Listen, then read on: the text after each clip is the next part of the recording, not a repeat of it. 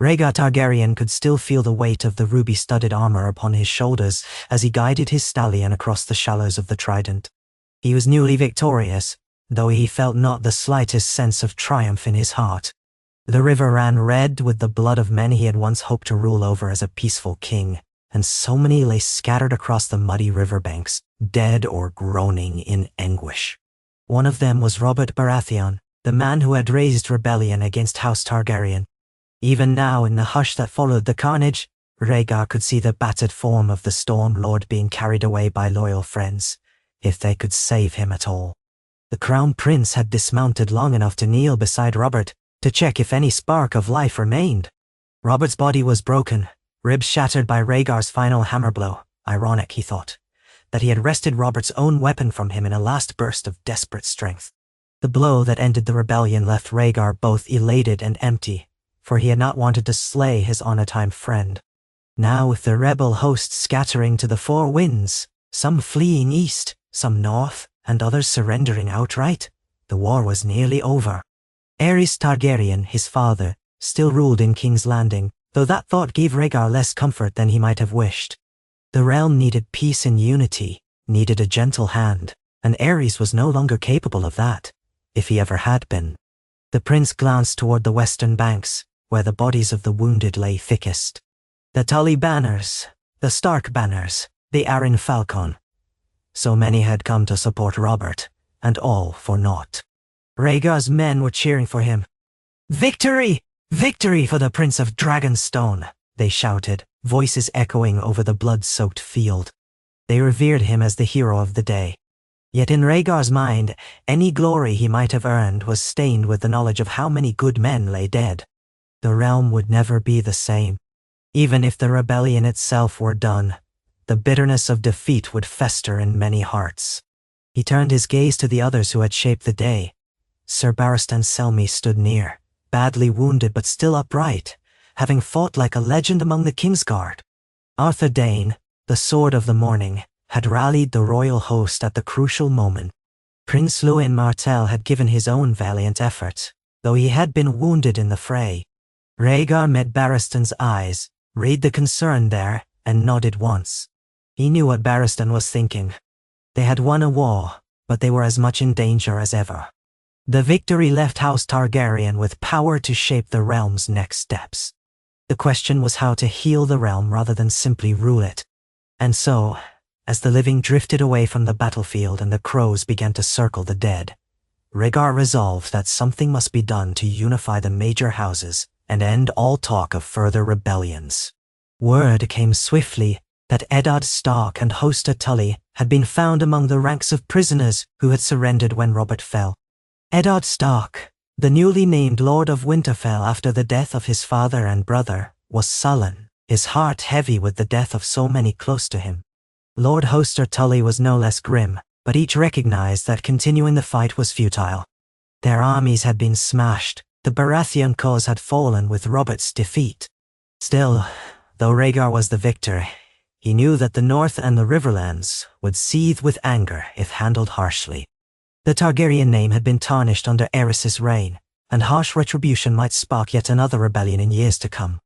If the realm was to move forward, it needed new ties, alliances, concessions, some kind of marriage pact perhaps, one that might soothe the wounds and let the great houses feel that they had not been wholly conquered and humiliated, but rather welcomed back into the fold. Rhaegar spent a fortnight in Riverrun, invited by Lord Hoster Tully despite the bitter taste of defeat in the old man's mouth, for the war was all but ended and hostilities had cooled. Rhaegar had arrived with a respectable retinue of knights and guards, but fewer than might be expected of a conquering prince. He wanted to show good faith. Riverrun was in an uneasy hush. The Tully fish had once brightened the riverside keep with proud banners, but those banners now drooped, saturated by the damp winds that blew in from the Tumblestone. There was no sense of celebration. The halls were quiet, servants shuffled about their duties with hollow eyes, and the soldiers from both sides eyed each other warily from opposite corners. Within that uneasy quiet, Rhaegar and Lord Hoster Tully spoke for hours each evening. Eddard Stark joined them from time to time. Though his presence was seldom comforting, he was suspicious, with the memory of Brandon Stark's and Rickard Stark's deaths by the Mad King's order still burning in his mind. And yet, Rhaegar listened. He listened to the Tully fear that the Riverlands, so often the crossroads of war, would be ravaged again if the realm did not unite. He listened to Ned's quiet, simmering anger over what had happened in King's Landing, the pyromancer's threats, the burning of men on false charges of treason, and the madness that seemed to have no end. In each conversation, Rhaegar found himself more determined than ever to usher in a new era, one that would cast Aerys misrule into the shadows of the past. In the third week of talks, over cups of mulled wine in a river-run solar that overlooked the rushing red waters below, Hoster Tully cleared his throat. "Your Grace," he began in a subdued voice, though he still addressed Rhaegar sometimes as "Your Grace," sometimes "My Prince," as if unsure which Rhaegar actually was. "We Tullys have always advocated for alliances through marriage. Indeed, one of my daughters was promised to Brandon Stark, and the other is wed to Jon Arryn, or was." He paused, as though uncertain if that marriage had any meaning left after the rebellion's collapse. "We wish for peace. It might be that a marriage to House Tully could help unify the realm." Rhaegar understood the unspoken question. There had been rumors, truths in fact, of his fascination with Lyanna Stark, of the scandal that had helped spark the rebellion in the first place. And he was already married to Arya Martell, Princess of Dorne, who was recovering from an illness in King's Landing. That, however, did not necessarily stand in the way of a second marriage, not in Westeros, though the faith would not look upon it kindly. Targaryens had practiced polygamy before, in older ages. But times had changed, and the Seven Kingdoms no longer welcomed such unions with open arms. Yet everything was different now. The war, the father's madness, none of it had a clean resolution. If Rhaegar's rule was to restore stability, he might have to bend the traditions, or find ways that might be tested but accepted, given the alternative was unending conflict. The mention of a Tully bride hung in the silence for a moment. Rhaegar contemplated the faces of those present. Eddard Stark wore a cool, forbidding expression, perhaps thinking of how House Tully's daughters were once entwined with the Stark cause. Lord Hoster, for all his courtesy, was no fool. He was the one who'd first forged alliances by marrying off his daughters, or so rumor had it, to strengthen the Tully position. Now, in a world where the Targaryens had triumphed, he would use the same approach to keep the Riverlands safe. Rhaegar glanced at Ned. "Lord Eddard, would you oppose such an alliance? To unite the Riverlands with the crown could bring peace more swiftly. Surely House Stark would see the wisdom in that." Ned's mouth set into a grim line. "The Tullys are my kin by marriage. My Lord Father arranged my brother's betrothal to Catelyn Tully." Mentioning his brother Brandon brought a shadow to Ned's eyes, but he continued, "Catelyn ended up wed to me after Brandon's death. She is my lady wife." He hesitated. "But if your Grace seeks a Tully bride, my lady wife has a younger sister, Lysa Arryn, though she is recently widowed."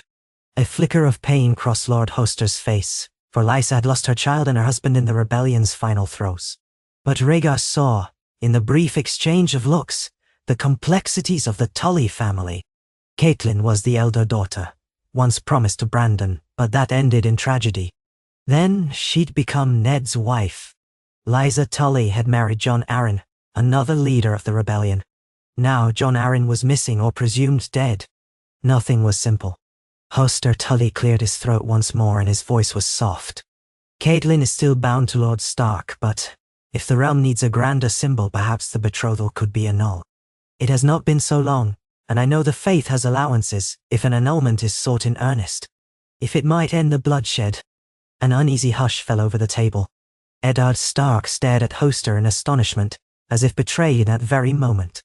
To sever the bond of marriage for purely political means was dishonorable, especially to a Stark. And yet, Rhaegar could sense the desperate circumstances swirling in the old lord's mind.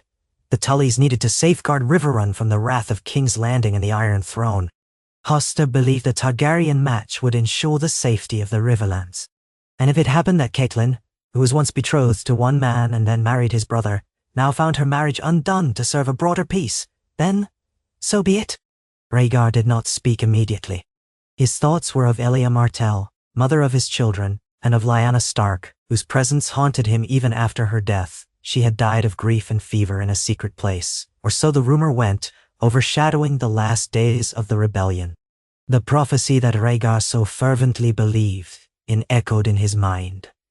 The dragon has 3 heads. It was a Targaryen belief that had shaped some of his boldest decisions. But the realm needed unity, and if that meant forging a new bond with House Tully, it could avert future bloodshed. Ned rose abruptly.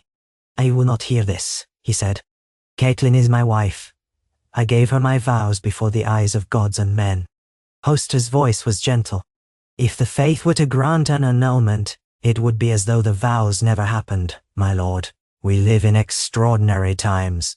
Ned turned his grey eyes on Rhaegar. "I fought against you for a reason, my prince. My father and brother were murdered by the king you now seek to inherit from. I hold no personal hatred for you, but I cannot stand by and watch my marriage undone for political convenience." Rhaegar spoke softly. "Lord Eddard, the last thing I want is to rob you of happiness or your honor. But the realm is in tatters. Unless we find a way to join our houses, Targaryen, Tully, Stark, even Baratheon, if we can manage it, this war will linger in the hearts of men for a generation. If there's another path, I am open to it." Ned breathed deeply. "Let me speak to Catelyn. Let her decide as well. If she refuses, that should be an end to it." Rhaegar inclined his head, though he felt an unease churn in his stomach. He knew well how politics could twist a person's will. Catelyn Tully might have her heart with Ned, but if her father urged her to it, she might feel bound by duty to accept a Targaryen alliance. Rhaegar wished it did not have to be so. Still, a Tully marriage would be a powerful symbol. The Riverlands were the crossroads of the 7 kingdoms, and with that alliance, the North might more easily accept the new order. In the days that followed, the corridors of Riverrun were thick with unease. Catelyn Tully, Lady Stark of but a few short moons, was sequestered in her chambers. Ned Stark paced the halls, his face grim, exchanging few words even with those he counted as allies. Lord Hoster seldom emerged from his rooms, save to meet privately with Rhaegar once or twice, always to emphasize how badly the realm needed a conciliatory marriage. News came from King's Landing that Aerys, maddened by suspicion, was publicly calling for the heads of traitors, even though the rebellion was ended. The king's fury extended to men who had surrendered, men who had bent the knee, men who had merely corresponded with Robert's cause. Rhaegar's own seat in the capital seemed precarious. He needed a solution strong enough to curb his father's worst impulses, or to overshadow them with the authority of a crown prince who held the hearts of the realm. Time was short. Catelyn Tully finally agreed to speak with Rhaegar in a small garden that nestled against Riverrun's outer walls. It was an unseasonably warm day, the sky bright over the water, the grassy yard dotted with daisies that had somehow survived the trampling boots of guards and servants. Catelyn wore a gown of pale blue, her auburn hair unbound, her face pale and set with determination. Though she was still young, she carried a certain grace, a warmth that Rhaegar could sense even from a distance. He offered a stiff bow. "My lady," he said quietly, "I am grateful you agreed to meet." She regarded him for a moment. "I must. The realm is in chaos, and now I find my marriage in question. If the faith annuls my vows, I would be free to wed you, your grace." "Not beneath this." He heard the faint tremor in her voice, and understood that she felt torn. He gave a gentle nod.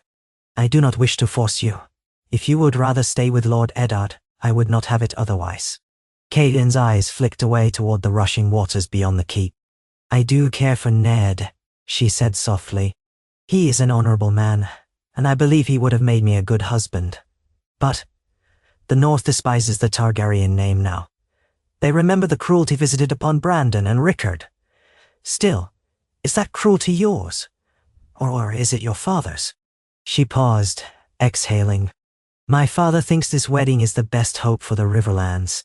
That if I wed you, the Targaryens will protect us from further bloodshed. And you have a reputation for kindness, for music, for generosity. You are not like Aerys." "No." Rhaegar's heart eased just a fraction. I would do my utmost to see no more blood is spilled. This war must end in peace, not in further vengeance, if our union can achieve that. He stopped, uncertain how to continue. Lady Catelyn, I will not lie to you. This is an arrangement shaped by politics. Yet I will treat you with respect. And if the gods grant it, perhaps we could find some measure of happiness together. She closed her eyes for a moment. You love another, she said, so quietly he almost didn't catch the words. We have all heard the stories of Lyanna Stark, and you already have a wife in Elia Martell. She was not wrong. Rhaegar's love for Lyanna had been a fierce, tragic thing. And for Elia, mother of his children, he felt great affection and duty. But the days of purely romantic choices were gone. The realm demanded a more pragmatic approach. I will honor you, he said at last. I can promise that. I will not shame you. I will not treat you as less than a true consort, and I will attempt to find the means by which the faith can accept our union. Perhaps if Elia were to release me from my vows, or we find an arrangement that the realm can stomach. Targaryen history has known such complexities before. Catelyn studied his face for a long time. Then, she bowed her head. For the good of the realm, I will abide by my father's counsel. I see little choice. Rhaegar felt a mingling of sorrow and relief. She was yielding not because of love, or even a personal desire, but because she believed it was the best course. It was not the kind of marriage he had once envisioned for himself. But the times were changed, and they would do what they must. The days that followed were a whirlwind of raven-sent messages, quiet negotiations, bribes of the High Septon in King's Landing, and political maneuvers so subtle that only a few men and women truly understood them. Annulments required cause, and cause was found in the short duration of Catelyn and Ned's marriage, and in the unsettled nature of the rebellion's final days. The faith, pressed by Targaryen gold, agreed in principle, though the official pronouncement would come later. Ned Stark returned to the north in defeated anger, taking solace in the knowledge that at least the realm might be spared further bloodshed. He left Riverrun with little love for Rhaegar, but with a stoic acceptance of his fate, much as Catelyn had stoically accepted hers. When Rhaegar departed Riverrun, Catelyn Tully rode beside him, accompanied by a guard of Tully men as an honor escort. They traveled south through the war-ravaged riverlands, taking care to distribute food and coin to the small folk where they could. At each village, Rhaegar would greet the people, assure them of better days to come, and proclaim that the rebellion was ended. Catelyn, though reserved, would speak softly with women and children, offering a sympathetic ear. She did so with a grace and warmth that Rhaegar found himself quietly admiring. Yet there was tension too, for they both knew what awaited in King's Landing. Aerys Targaryen, whose madness burned as fiercely as ever, and Elia Martell, whose heartbreak at her husband's new union could hardly be underestimated. But Rhaegar pressed on. If he was to rule, if he was to bring peace, he could not balk at the difficulties. They arrived at the gates of King's Landing to a curious crowd. Some recognized the new Tully bride by her auburn hair, and rumors swirled through the throng that Prince Rhaegar had taken a second wife, that the Targaryens were forging alliances by any means necessary, that the war was truly over, or was about to begin anew. Rhaegar ignored the stares, leading Catelyn inside the Red Keep, the seat of Targaryen power. Within the Red Keep's grand halls, the air was thick with incense and the flicker of torches. Aerys awaited them on the Iron Throne, flanked by gold-cloaked guards and overshadowed by the melted swords of past conquests. His hair was wild, streaked with more silver than gold these days, and his eyes glinted with paranoia. He scowled down at them. "So this is the Tully girl," Aerys said, voice echoing in the throne room. "You bring me the daughter of a traitor, Rhaegar? You want to wed a traitor's spawn? And what of your Dornish wife? How does she figure into this?" Rhaegar moved to speak, but Catelyn sank to her knees, her posture humble yet dignified. "Your Grace, I beg your pardon. I come not to sow treason, but to offer my house fealty in the hope of healing the realm's wounds." "Nui." Aerys' lip curled. "Wounds caused by the likes of you. Tullys, Starks, Baratheons, all traitors are you." He cast a burning glance at Rhaegar. "What do you think, my son? Should we let these traitors live to seed more rebellion?" "Barristan Selmy," still recovering from his injuries, was present among the king's guard. He made a subtle gesture for calm. Rhaegar drew himself up, determined to show the authority he had earned on the Trident. Father House Tully has bent the knee and offered a marriage as a token of loyalty. Killing them now would only spark further unrest. The war is ended. Let us find a new beginning. I ask your leave to take Lady Catelyn as my bride, so that all in the realm will see we Targaryens can show clemency and unify the 7 kingdoms. Nanan. Aerys's eyes burned with resentment. For a moment, he seemed on the edge of launching into a tirade. But some cunning or glimmer of reason broke through. Perhaps he understood that Rhaegar's popularity was strong enough that if the king opposed him directly, the realm might turn on him. Perhaps he also realized that continuing to alienate powerful houses would seal his own doom. He gave a sharp laugh that echoed off the vaulted ceilings. Very well, Rhaegar. Marry your traitor's daughter. She will bear you red-haired children who will plot to kill me in my sleep. He coughed, a hacking sound that rattled in his chest, and he gestured for them to rise. Go, do as you please, but do not expect me to bless the union. The faith can pronounce on it. I will not. Thus permitted, if not truly approved, the plan proceeded. Messages were sent across the realm announcing the betrothal. Preparations for a royal wedding began, overshadowed by tension and scorn. In the capital, some whispered that the Targaryens had become twisted by polygamy, that Elia Martell was being cast aside, that Rhaegar had gone mad like his father. Others insisted that Rhaegar was the realm's best hope. If he consolidated the loyalty of the Riverlands, perhaps the North and the Stormlands would follow. Some rumor-mongers claimed that Robert Baratheon was alive and forging a new cause. None of it was certain. Catelyn found herself housed in a lavish suite in Rhaegar's holdfast, guarded day and night by Targaryen men. She walked the gardens sometimes, but rarely ventured far, feeling the oppressive weight of the capital's gaze upon her. She received a single letter from Eddard Stark, a short note wishing her no ill will, though it was laced with a sadness that nearly broke her heart. She penned a careful reply, urging him to keep the North safe, and praying to the old gods for peace. Then came the day for the wedding ceremony. The High Septon had arrived from Old Town, along with more than a dozen Septons to oversee the rites. The Great Sept of Baelor had burned partially in the unrest following the rebellion's outbreak, so the ceremony was held in the Red Keep's throne room instead, an arrangement that put the entire proceeding under the baleful eye of King Aerys, seated upon the Iron Throne. Banners of Targaryen, black and red, and Tully red and blue, hung side by side. Courtiers filled the hall, some in flamboyant finery, others in mourning garb for the war's dead. The king's guard stood at attention, and lords from every corner of the realm gathered, uncertain whether to celebrate or steel themselves for further conflict. Catelyn wore a gown of shimmering silver to signify her tie to House Targaryen, and a cloak embroidered with the leaping trout of House Tully. She walked forward alone, as Hoster Tully had not come to King's Landing. He'd pled illness, though more likely it was caution. Beside the dais stood Elia Martell, pale and composed, present out of courtesy but silent. Her eyes revealed heartbreak, yet she had chosen not to protest openly. Even so, Rhaegar felt an inward pang of guilt at the sight of her. The High Septon gave a sanctified speech about unity and the blessings of the 7. A hush fell over the hall, tension so thick that a single cough or shuffle of feet echoed. When the vows were said, Rhaegar carefully removed the Tully cloak from Catelyn's shoulders and replaced it with a cloak sewn in Targaryen colors, though less ornate than the one Elia had worn at her wedding.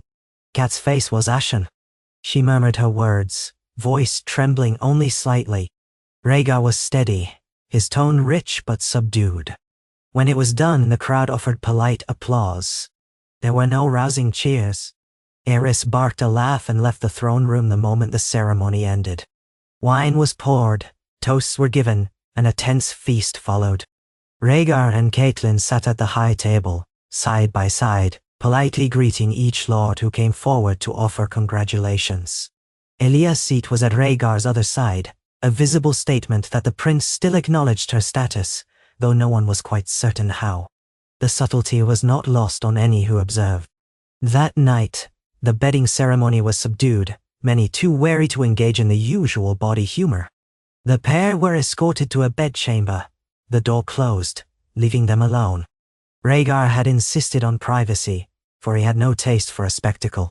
And so he found himself standing beside the bed, feeling more a stranger than a husband. Catelyn faced him with composure, though her cheeks were flushed. He took her hand gently. "I will not force anything upon you," he said quietly. "I know this is a duty you undertake for the realm's sake, not for any desire of your own. Let us simply rest. We will face the future together, however we must." She looked up, an uncertain gratitude in her eyes. "Thank you," she whispered, her voice unsteady.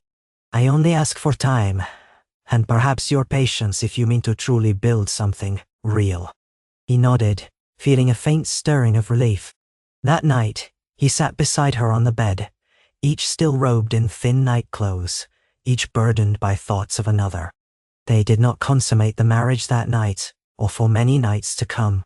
Yet they talked, quietly, about the war, about the North, about Rhaegar's children by Ilya, Rhaenys and Aegon, and about what must be done to secure peace. Catelyn asked about Lyanna Stark, about the truth behind the rumors. Rhaegar admitted some measure of what had transpired, a deep love, a sense of prophecy, but also regret that his actions had kindled a great war. Catelyn listened, a silent witness to his confession.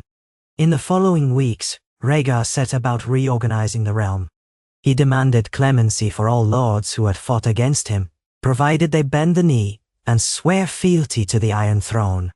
Those who refused would be outlawed, their lands forfeit. Many, recalling the ruin at the Trident, obeyed. Ned Stark remained in Winterfell, tacitly accepting that the war was ended, but refusing to come south. The Lannisters, who had dallied on the sidelines for much of the rebellion's final stretch, reaffirmed their allegiance, though Tywin Lannister sent carefully worded letters implying that the realm's stability depended on Rhaegar's wisdom. The Martells were sullen, for Elia was overshadowed and Dorne had suffered great losses in the war. But Prince Doran Martell was pragmatic, opting to keep peace for now. As the realm's new power center shifted around Rhaegar, King Aerys grew more paranoid. He rarely left the Red Keep, and spent hours locked away with his pyromancers. Rhaegar began quietly consolidating control of the city's defenses, placing men loyal to him in positions of command, removing those who fed Aerys's madness. The question of deposing Aerys arose daily in Rhaegar's mind, yet he knew it must be done carefully. Too sudden a move might spark chaos, or even drive Aerys to scorch the city with wildfire. Catelyn Tully, now Targaryen, moved through court with an understated elegance, forging alliances with ladies from every corner of the realm. She had a knack for sympathy, for earnest conversation, and even the suspicious courtiers found it difficult to hate her. Some said she was too mild to be the wife of a dragon prince, but Rhaegar saw how her gentleness could soothe tensions. She frequently accompanied Rhaegar to small gatherings, dinners with lords who had once rebelled. Over goblets of wine they would discuss how best to restore roads, feed the hungry, or rebuild towns destroyed by conflict. Catelyn spoke little at first, but each time she asked a polite question or offered a suggestion, it often led to better understanding. Rhaegar came to appreciate her diplomacy. When at last Rhaegar deemed the time right, he summoned Lord Commander Gerald Hightower and Sir Arthur Dane. He informed them that the king's madness could no longer be tolerated, that Aerys must be removed. Not killed if it could be avoided, but confined. The two Kingsguard, loyal to the crown but more so to the realm's welfare, and to Rhaegar personally, agreed. They planned discreetly.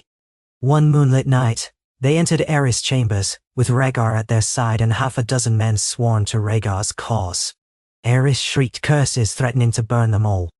Pyromancers scrambled to defend him, but the Kingsguard subdued them swiftly. By the time dawn broke, King Aerys was locked away in Maegor's holdfast, raving about traitors and wildfire. No flames were ignited, no city burned. The news spread by midday. Rhaegar Targaryen was to be crowned king in a formal coronation, while Aerys would live out his days in guarded seclusion. It was effectively a bloodless coup, something the realm had never quite seen. The crowning of Rhaegar took place a fortnight later, beneath the open sky in the Red Keep's courtyard, where the people could witness it without fear. Lords from every corner attended, some uncertain, others relieved. The High Septon anointed Rhaegar, placing a crown of dragon heads wrought in rubies and gold upon his silver hair. Ilia Martell, in a gown of deep purple, stood at one side. Catelyn, in Targaryen black, stood at the other. The realm now had not just a new king but two queens, or so the rumor mill spun it. Rhaegar's first royal decree was an act of clemency, confirming all pardons and inviting the rebellious lords to King's Landing to pay homage and speak of mutual cooperation. The second was to pledge substantial funds for rebuilding in the Riverlands and the Stormlands, the areas most ravaged by war. The third was to send a royal progress across the realm, with Rhaegar, Elia, and Catelyn traveling to each major region over the course of a year, to mend rifts and inspire loyalty. But that plan would take time, and so Rhaegar began with the Crownlands and the Riverlands first. Catelyn, after the coronation, returned briefly to Riverrun at Rhaegar's side. Though she was queen in name, she found the title difficult to wear. The small folk cheered her, for her Tully heritage endeared her to them, and her marriage to the new king seemed to promise them relief from further devastation. Yet she still felt the pang of leaving Ned Stark and her former life behind. When she walked the halls of Riverrun, she caught glimpses of her childhood, of her mother who had passed on, of Brandon Stark's brief courtship. Everything seemed distant now, overshadowed by the weight of her crown. Hoster, Tully welcomed them with forced cordiality. He offered them a lavish feast, praising the new king's wisdom. After the meal, Rhaegar found himself alone with Hoster in the Solar. The old lord studied the young king with weary eyes. "I have bound my house to yours. I trust you will keep your vow to protect the Riverlands," he said. "I will," Rhaegar replied. "I am sorry it had to happen this way. I know Lady Catelyn's marriage to Eddard Stark was dear to you in its own manner, but—" Hoster shook his head. "It is done. Let the realm know peace. That is all I ask." A day later, Catelyn and Rhaegar visited the tomb of Menisa Tully, Catelyn's mother, and paid respects. Catelyn knelt on the cold stone floor, tears in her eyes, while Rhaegar stood watch, offering silent support. It was a moment of quiet intimacy, though born of grief. Afterward, as they returned to the courtyard, she slipped her hand into his. "I am trying," she said simply. "Trying to see the good in this union, in you.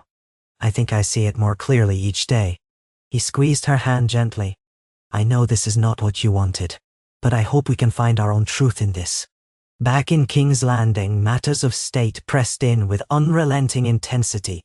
The Greyjoys on the Iron Islands tested the new king's resolve, raiding along the western coast. The Stormlands were in disarray, lacking firm leadership after Robert Baratheon's downfall. He had survived his wounds, but was rumored to be hiding in Essos. Stannis Baratheon held Storm's End, but was cautious. The Reach, led by House Tyrell, tentatively supported the new monarchy, though they demanded recognition and titles. The North seethed under Ned Stark's quiet anger, though he had not openly defied the crown. Through it all, Rhaegar sought to demonstrate fairness. He named Davos Seaworth, once a smuggler, rumored to have aided Stannis in the war, a liaison to the Stormlands, hoping to coax them back into the fold with clemency rather than punishment. He invited Mace Tyrell to the capital and showered him with compliments, granting him influence in the King's Council, thereby securing the support of the Reach. He was wise enough to know that balancing so many powerful lords required not just strength, but tact. Catelyn played an indispensable role. Lords and ladies found it easier to speak with her, to confide their fears and resentments, while she offered comfort in her gentle manner. Even those who might have scorned her as a second queen found her warm presence disarming. Over cups of tea or spiced wine, she gleaned important information that Rhaegar used to soothe tensions and preempt potential uprisings. Gradually, she and Rhaegar spent more time in each other's company, no longer out of mere obligation. She learned of his passion for music. She would find him sometimes in his solar, strumming a harp, his eyes distant, lost in a composition. He began to speak more of his visions for the realm, a place where common folk would not fear the ravages of war, where trade would flourish and knowledge be valued. As the moons passed, The question of an heir became a topic of whispered discussion at court. Elia Martell's children, Rhaenys and Aegon, were recognized as legitimate Targaryens. But if Catelyn bore a child, how would that child figure into the line of succession? Dorne might resent being displaced in favor of a Tully's offspring. The Riverlands would insist that a child of their blood hold precedence. Rhaegar, for his part, refused to name an heir until the matter could be addressed in a manner that did not tear the realm apart. Eventually, out of a slow-building sense of respect and shared duty, Rhaegar and Catelyn did share a bed in truth. The first time was awkward, overshadowed by guilt and memories of the war. But in the gentle candlelight, they found a small measure of tenderness. Afterward, Catelyn lay awake, her head on his chest, listening to his soft breathing. For a moment, she could almost imagine they were an ordinary couple, newly married and hopeful for the future. She even thought of the children they might have, what they might look like, auburn-haired with violet eyes, or some blend of Tully and Targaryen traits. The thought filled her with a mixture of apprehension and quiet excitement. Time marched on. Winter threatened from the north, though the official word from the citadel was that the true winter was still some ways off. Rhaegar busied himself forging alliances to ensure the realm's harvests and stockpiles would be sufficient for when the snows finally came. He negotiated with the Iron Bank of Braavos for favorable loans, ensuring the crown's debts could be managed. He restructured the small council, naming men he trusted. Arthur Dayne became Lord Commander of the Kingsguard after Gerald Hightower's retirement. Varys remained as Master of Whisperers, and other positions were reshuffled to ensure loyalty. One day, during a lull in the swirl of politics, Rhaegar and Catelyn found themselves walking along the battlements of the Red Keep. The sun hovered low in the sky, painting the city in gold and rose. Looking out at King's Landing, Rhaegar spoke in a near whisper. "I once believed in a prophecy, that the prince that was promised would be born of my bloodline. I still do believe something of the sort, but I have realized that prophecy alone cannot guide the realm. We must guide it ourselves, with wisdom and compassion." Catelyn nodded. Prophecies can inspire hope, but they can also destroy lives. She knew that well, hearing how Rhaegar's pursuit of Lyanna had triggered war. "We must shape the future ourselves." He turned to her, a small, earnest smile on his lips. "I see that more clearly now thanks to you." She felt a warmth in her chest, but before she could speak, a knight approached, bowing and announcing urgent news. Eddard Stark had come south, unexpectedly, and requested an audience. He had arrived at the city gates with a retinue of Northmen. In the throne room, Ned Stark's arrival caused a stir. He looked older than when last they had parted, his hair more streaked with grey, his face lined with care. He bent the knee to King Rhaegar, though it was a stiff motion. Catelyn sat at Rhaegar's side, uncertain what Ned intended. She felt a pang just seeing him, recalling what might have been. "My king," Ned said, voice subdued. "I have come to pay my respects as the war is done, and to ensure the safety of my sister's remains." Nod. The mention of Lyanna cast a hush over the hall. Rhaegar shifted. "You wish to claim her remains for burial in the crypts of Winterfell?" "Yes," Ned said. "It was her wish, expressed before her death.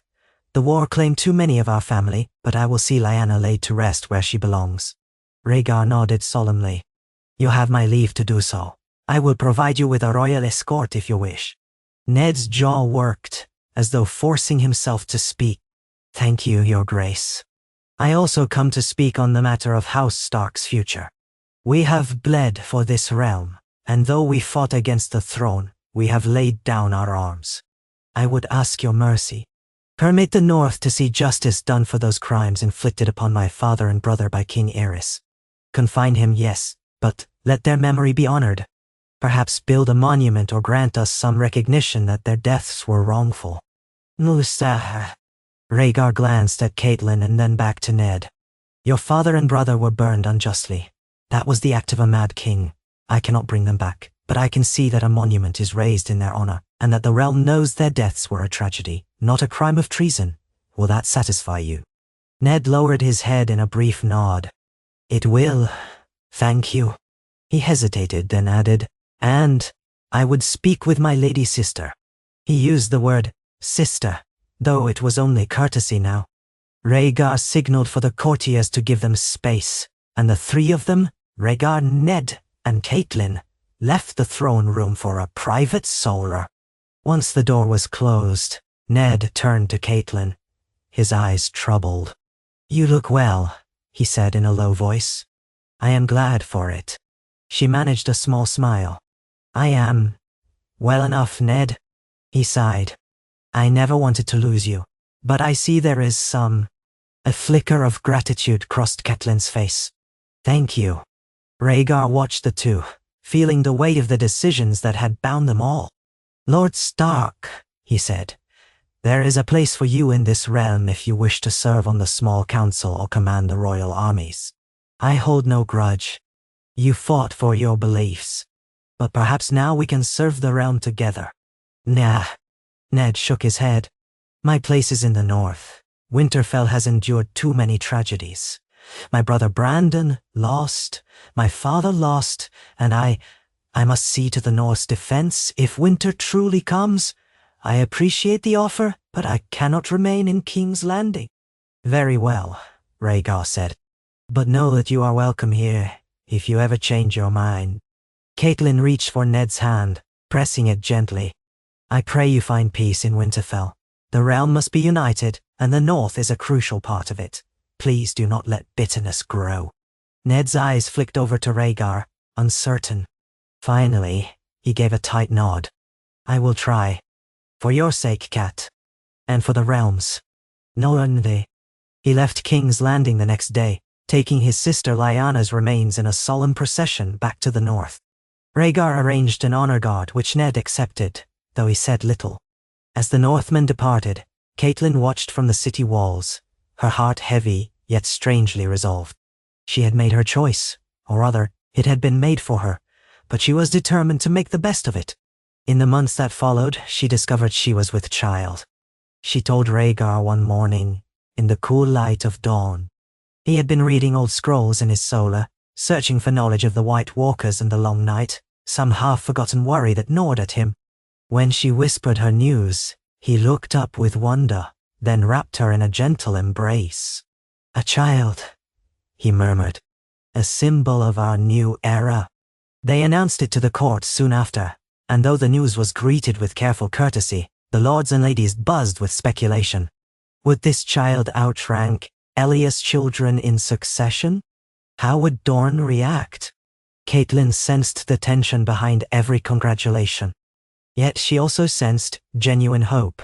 A new child, born of Targaryen and Tully, might truly unite the realm in ways words alone could not. Catelyn's pregnancy passed with relative ease. Elia Martell remained distant but not openly hostile. Sometimes Catelyn caught her studying her with a curious sadness. She wondered what it would be like to share a husband under happier circumstances. There were no easy answers. At length Catelyn gave birth in the Tower of the Hand, a spacious and well-guarded place. The labor was long, accompanied by the tolling of bells to mark each hour. Rhaegar waited anxiously outside the chamber, pacing. Finally, the maesters emerged with smiles, and Rhaegar rushed in to see Catelyn cradling a small, swaddled infant. A boy. He had wisps of auburn hair, and when his eyes opened, they were a dark blue that hinted they might shift to a more Tully shade or to something else entirely. For a moment, all politics fell away, replaced by the simple wonder of new life. Rhaegar bowed his head to kiss the infant's brow. "My son," he whispered. "Welcome. What shall we name him?" Catelyn asked, exhaustion plain in her voice, but also a quiet joy. Rhaegar considered. He thought of the Targaryen line, the storied names of Aegon, Maegor, Jaehaerys, Daeron, Baelor. He considered the Tully line as well, names like Hoster, Brynden, Edmure. In the end, he glanced at Catelyn. "Perhaps Aemon, for my forefather Aemon the Dragonknight, and to honor the traditions of the Targaryens without forgetting we forge a new path." She nodded. "Aemon? Yes, that sounds right." So the child was named Aemon Targaryen. Word spread quickly through King's Landing, and ravens carried the news across the 7 kingdoms. Some responded with wary acceptance, others with cautious congratulations. Dawn was silent for a time, though a carefully penned letter arrived later from Prince Doran Martell, offering blessings. In Winterfell, Ned Stark read the news without comment, then quietly sent a gift of rare pelts for the child. The realm held its breath, waiting to see what shape this new monarchy would take. As the boy grew through his first moon turns, Rhaegar and Catelyn found a fragile but genuine happiness in their daily lives. The baby's cries at night, the gentle coos, the first flickers of recognition in his eyes. These small domestic moments provided a respite from the relentless demands of kingship. Sometimes, after council meetings or official ceremonies, they would return to the nursery just to watch Aemon sleep, lulled by his soft breathing. Politics, however, did not relent. Men from the Iron Islands tested the king's peace with raids. A group of mountain clans in the Vale refused to acknowledge Targaryen authority. Whispers arose in the Red Keep that some among the Targaryens' own supporters were uneasy about the dual wives and the question of heirs. Rhaegar tackled these problems with his characteristic blend of empathy and resolve, but the tension wore on him. Catelyn saw lines of strain on his face that had not been there before. Yet the realm, by and large, was calmer than it had been for years. Trade flourished, the roads were repaired. The common folk began to speak of King Rhaegar as a just ruler who had ended the war with minimal bloodshed. Tales were told of how he was a warrior poet, and how his new queen, the Tully Rose, brought kindness and sense to the court. Rumor said that between Elia and Catelyn, the king was doubly blessed, or doubly cursed depending on who spun the tale. One evening, as they strolled through the royal gardens, Catelyn and Rhaegar paused by a reflecting pool beneath an ancient weirwood heart that had been transplanted here years ago, its bark white as bone, its red leaves rustling softly in the breeze. The water shimmered with torchlight. Catelyn held baby Aemon in her arms, gently rocking him. Rhaegar stood close, his expression pensive. I wonder if in time the realm will forget the war, the bitterness of how we came together. Catelyn glanced at him. Perhaps not forget entirely, but the memory will soften. If we rule well, if we remain just, the next generation will know only peace. Nes Ilarte. He brushed a knuckle against Aemon's cheek. That is all I want. Peace for him, and for all the children to come. No more rifts, no more tragedies. Catelyn looked into his eyes, recalling how once she might have loved Ned, how once the realm was set upon a different path. Yet here, in the hush of the garden, she felt a gentle closeness to this man, now her husband, now her king. We will do our best, she said softly. He smiled, lifting Aemon from her arms to cradle him. The baby cooed, a small fist grabbing at Rhaegar's silver-gold hair. Catelyn watched father and son with an ache in her heart, an ache that was both sorrow and joy. Whatever else might be said of them, whatever regrets or missteps had led them here, they had found a measure of solace. They were forging a future shaped by the union of Targaryen and Tully, a delicate tapestry of loyalty and love in a land still haunted by the ghosts of rebellion. And so the realm moved forward day by day into a new era. Rhaegar Targaryen reigned from the Iron Throne, with Elia Martell and Catelyn Tully by his side, each of them bound by circumstance, each of them determined to guide Westeros away from the chaos that had nearly consumed it. It was not a simple or easy reign. None in Westeros history ever were. But it was theirs, built upon the precarious foundation of unity that stretched across the Seven Kingdoms, from the cold north to the deserts of Dorne, from the riverlands at the realm's heart to the rocky shores of Pike. Those who looked on from afar might scoff at the notion that a realm so marred by violence could be healed by a single marriage or even two. Yet within the Red Keep's halls, day after day, alliances were sealed, grievances were addressed, gold was spent on roads and harvests rather than catapults and swords. Warriors learned to lay down their arms in favor of prudent negotiations. Kingsguard patrolled with vigilance, ensuring law and order, rather than carrying out the whims of a mad king. Catelyn wrote to her father, telling him of her life as queen, of how the king entrusted her with tasks that affected thousands of lives. She wrote also to her sister Lysa, though the woman had retreated to the Vale, becoming reclusive since Jon Arryn's death. She reached out to the Lady of Highgarden and to the Lady of Bear Island, forging connections that might one day form a vast web of cooperation and understanding. And though she received no direct reply from Ned Stark, she did hear from Maester Luwin at Winterfell, who included a short note that Ned and his new betrothed, some northern lady of the Mormont line, were forging their own peace in the north. The knowledge that Ned might find new companionship eased her lingering guilt.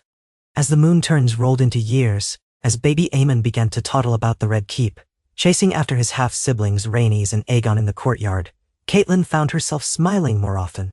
She took pride in seeing how Rhaenys guided her little brother by the hand, teaching him songs in the Dornish tongue, and how Aegon laughed when Aemon tumbled. The children at least seemed free of the tensions that plagued the adults. Elia Martell remained polite, if distant, never openly acknowledging that she was overshadowed in public ceremonies by the new queen. Yet she did not return to Dorne. She chose to stay near her own children, ensuring they had their rightful place. Over time, a cautious friendship developed between the two women. Late one night, Elia knocked softly on Catelyn's door and entered, tears glistening in her eyes. "I just wanted to thank you," she said, "for not trying to cast my children aside, for welcoming them as siblings to your son." Catelyn offered a chair, feeling a pang of sympathy. "They are all Targaryens. I have no wish to pit them against each other." Elia pressed her lips together. "And yet the realm may do that for us. People talk, people scheme. But if we stand united as mothers, they will not tear our children apart." That simple statement drew them closer than any official ceremony could. They shared a glass of honeyed wine, exchanging stories of their homes, Dorne's sun-baked deserts, Riverrun's green waters, and for a fleeting moment they set aside the burdens of the royal court. Rhaegar's rule, though not entirely free of strife, saw the mending of roads and the reopening of trade routes. Taxes were collected more fairly. The Royal Navy was rebuilt, patrolling the narrow sea to protect merchant ships. Envoys were sent to the free cities. Gradually, the coffers of the crown swelled, and with them came the opportunity for more generous relief efforts in areas still recovering from the war. There were threats, of course. A band of bandits in the Kingswood rose up at one point, led by a knight who claimed to be avenging Robert Baratheon. Rhaegar dispatched a contingent of guards led by the Kingsguard, quelling the rebellion quickly but humanely. The Lannisters pressed for more influence at court, which Rhaegar granted in measured doses. And in the Vale, Lysa Tully Arryn resisted calls to bring her young son, Robert Arryn, to King's Landing for fostering, mistrusting the Targaryen monarchy. But Rhaegar let the matter lie for the time being, preferring not to force the Vale's hand. Amid these political concerns, the line of succession remained an undercurrent of anxiety. Some urged Rhaegar to formally designate Aegon as his heir, given Aegon was older than Aemon. Dorne pressed for that recognition, as Elia was Rhaegar's first wife. The Riverlands, for their part, whispered that Aemon's claim might supersede Aegon's if the king so decreed, since this marriage was the one that ended the rebellion. Rhaegar refused to make a final pronouncement. Instead, he declared that all his children would be princes and princesses of the realm, and that the matter would be decided in due time or by a great council if necessary. This half-measure appeased no one entirely, but it prevented immediate conflict, which was a kind of victory in itself. As time wore on, Aerys Targaryen remained sequestered, growing frailer by the year. Some said he still plotted in the darkness, but his mind was too broken to be of any real threat, especially with Rhaegar's watchers keeping him under guard. When he died quietly in his sleep, only a small funeral was held. Rhaegar, Elia, and Catelyn each wore mourning black, but few tears were shed for the man who had plunged the realm into madness. Some months after Aerys' death, a rumor reached King's Landing that Robert Baratheon had emerged in Essos, gathering sellswords in a desperate attempt to reclaim his family seat. Rhaegar responded swiftly, sending envoys to treat with Robert or to warn the free cities that harboring a rebel claimant to the Iron Throne would be seen as an act of hostility. No open confrontation arose. It seemed Robert's attempt at a second rebellion never gained enough traction, and he vanished again into obscurity. Perhaps he found solace in the bottom of a wine cup, or perhaps he plotted still. Rhaegar accepted the uncertainty but ensured the realm's forces remained vigilant. On a crisp autumn evening, Catelyn walked with Rhaegar along the battlements once more, as they had done years ago. The city lights glittered below, and the sea breeze carried a hint of salt and decaying leaves. They paused at the same spot where they had received news of Ned Stark's arrival before. A faint smile touched Catelyn's lips, remembering all that had passed since. "We've come a long way," she said softly. Rhaegar nodded, slipping an arm around her shoulders. "We have. When I think back to the Trident, to the day Robert Baratheon fell, I could never have imagined this outcome. I thought the realm would be drenched in blood. Instead, we are healing." She rested her head on his shoulder. "I still grieve for what was lost. My betrothal to Brandon, the North's anger, the war dead. Sometimes I wonder if we could have found peace without so much sacrifice." He pressed a gentle kiss to her brow. "I wonder the same, but we cannot change the past, only shape the future." They stood in silence, gazing out over the city. Below, in the streets, the flicker of torches revealed crowds gathering for an autumn festival, singing, dancing, feasting. The war was no longer fresh in their minds, though its scars lingered. Life went on, and in that, there was hope. Catelyn closed her eyes, letting the sound of distant music wash over her. She thought of her son, Aemon, fast asleep in the nursery, guarded by loyal Kingsguard. She thought of Rhaenys and Aegon, who might one day share power with him. She thought of the Riverlands, stable under her father's stewardship, of the North under Ned's careful watch, of Dorne, proud and wary but still part of the realm. She thought of how her marriage to Rhaegar had begun in fear and sadness, and how, through patience and understanding, a bond had formed. She turned to Rhaegar, her expression resolute.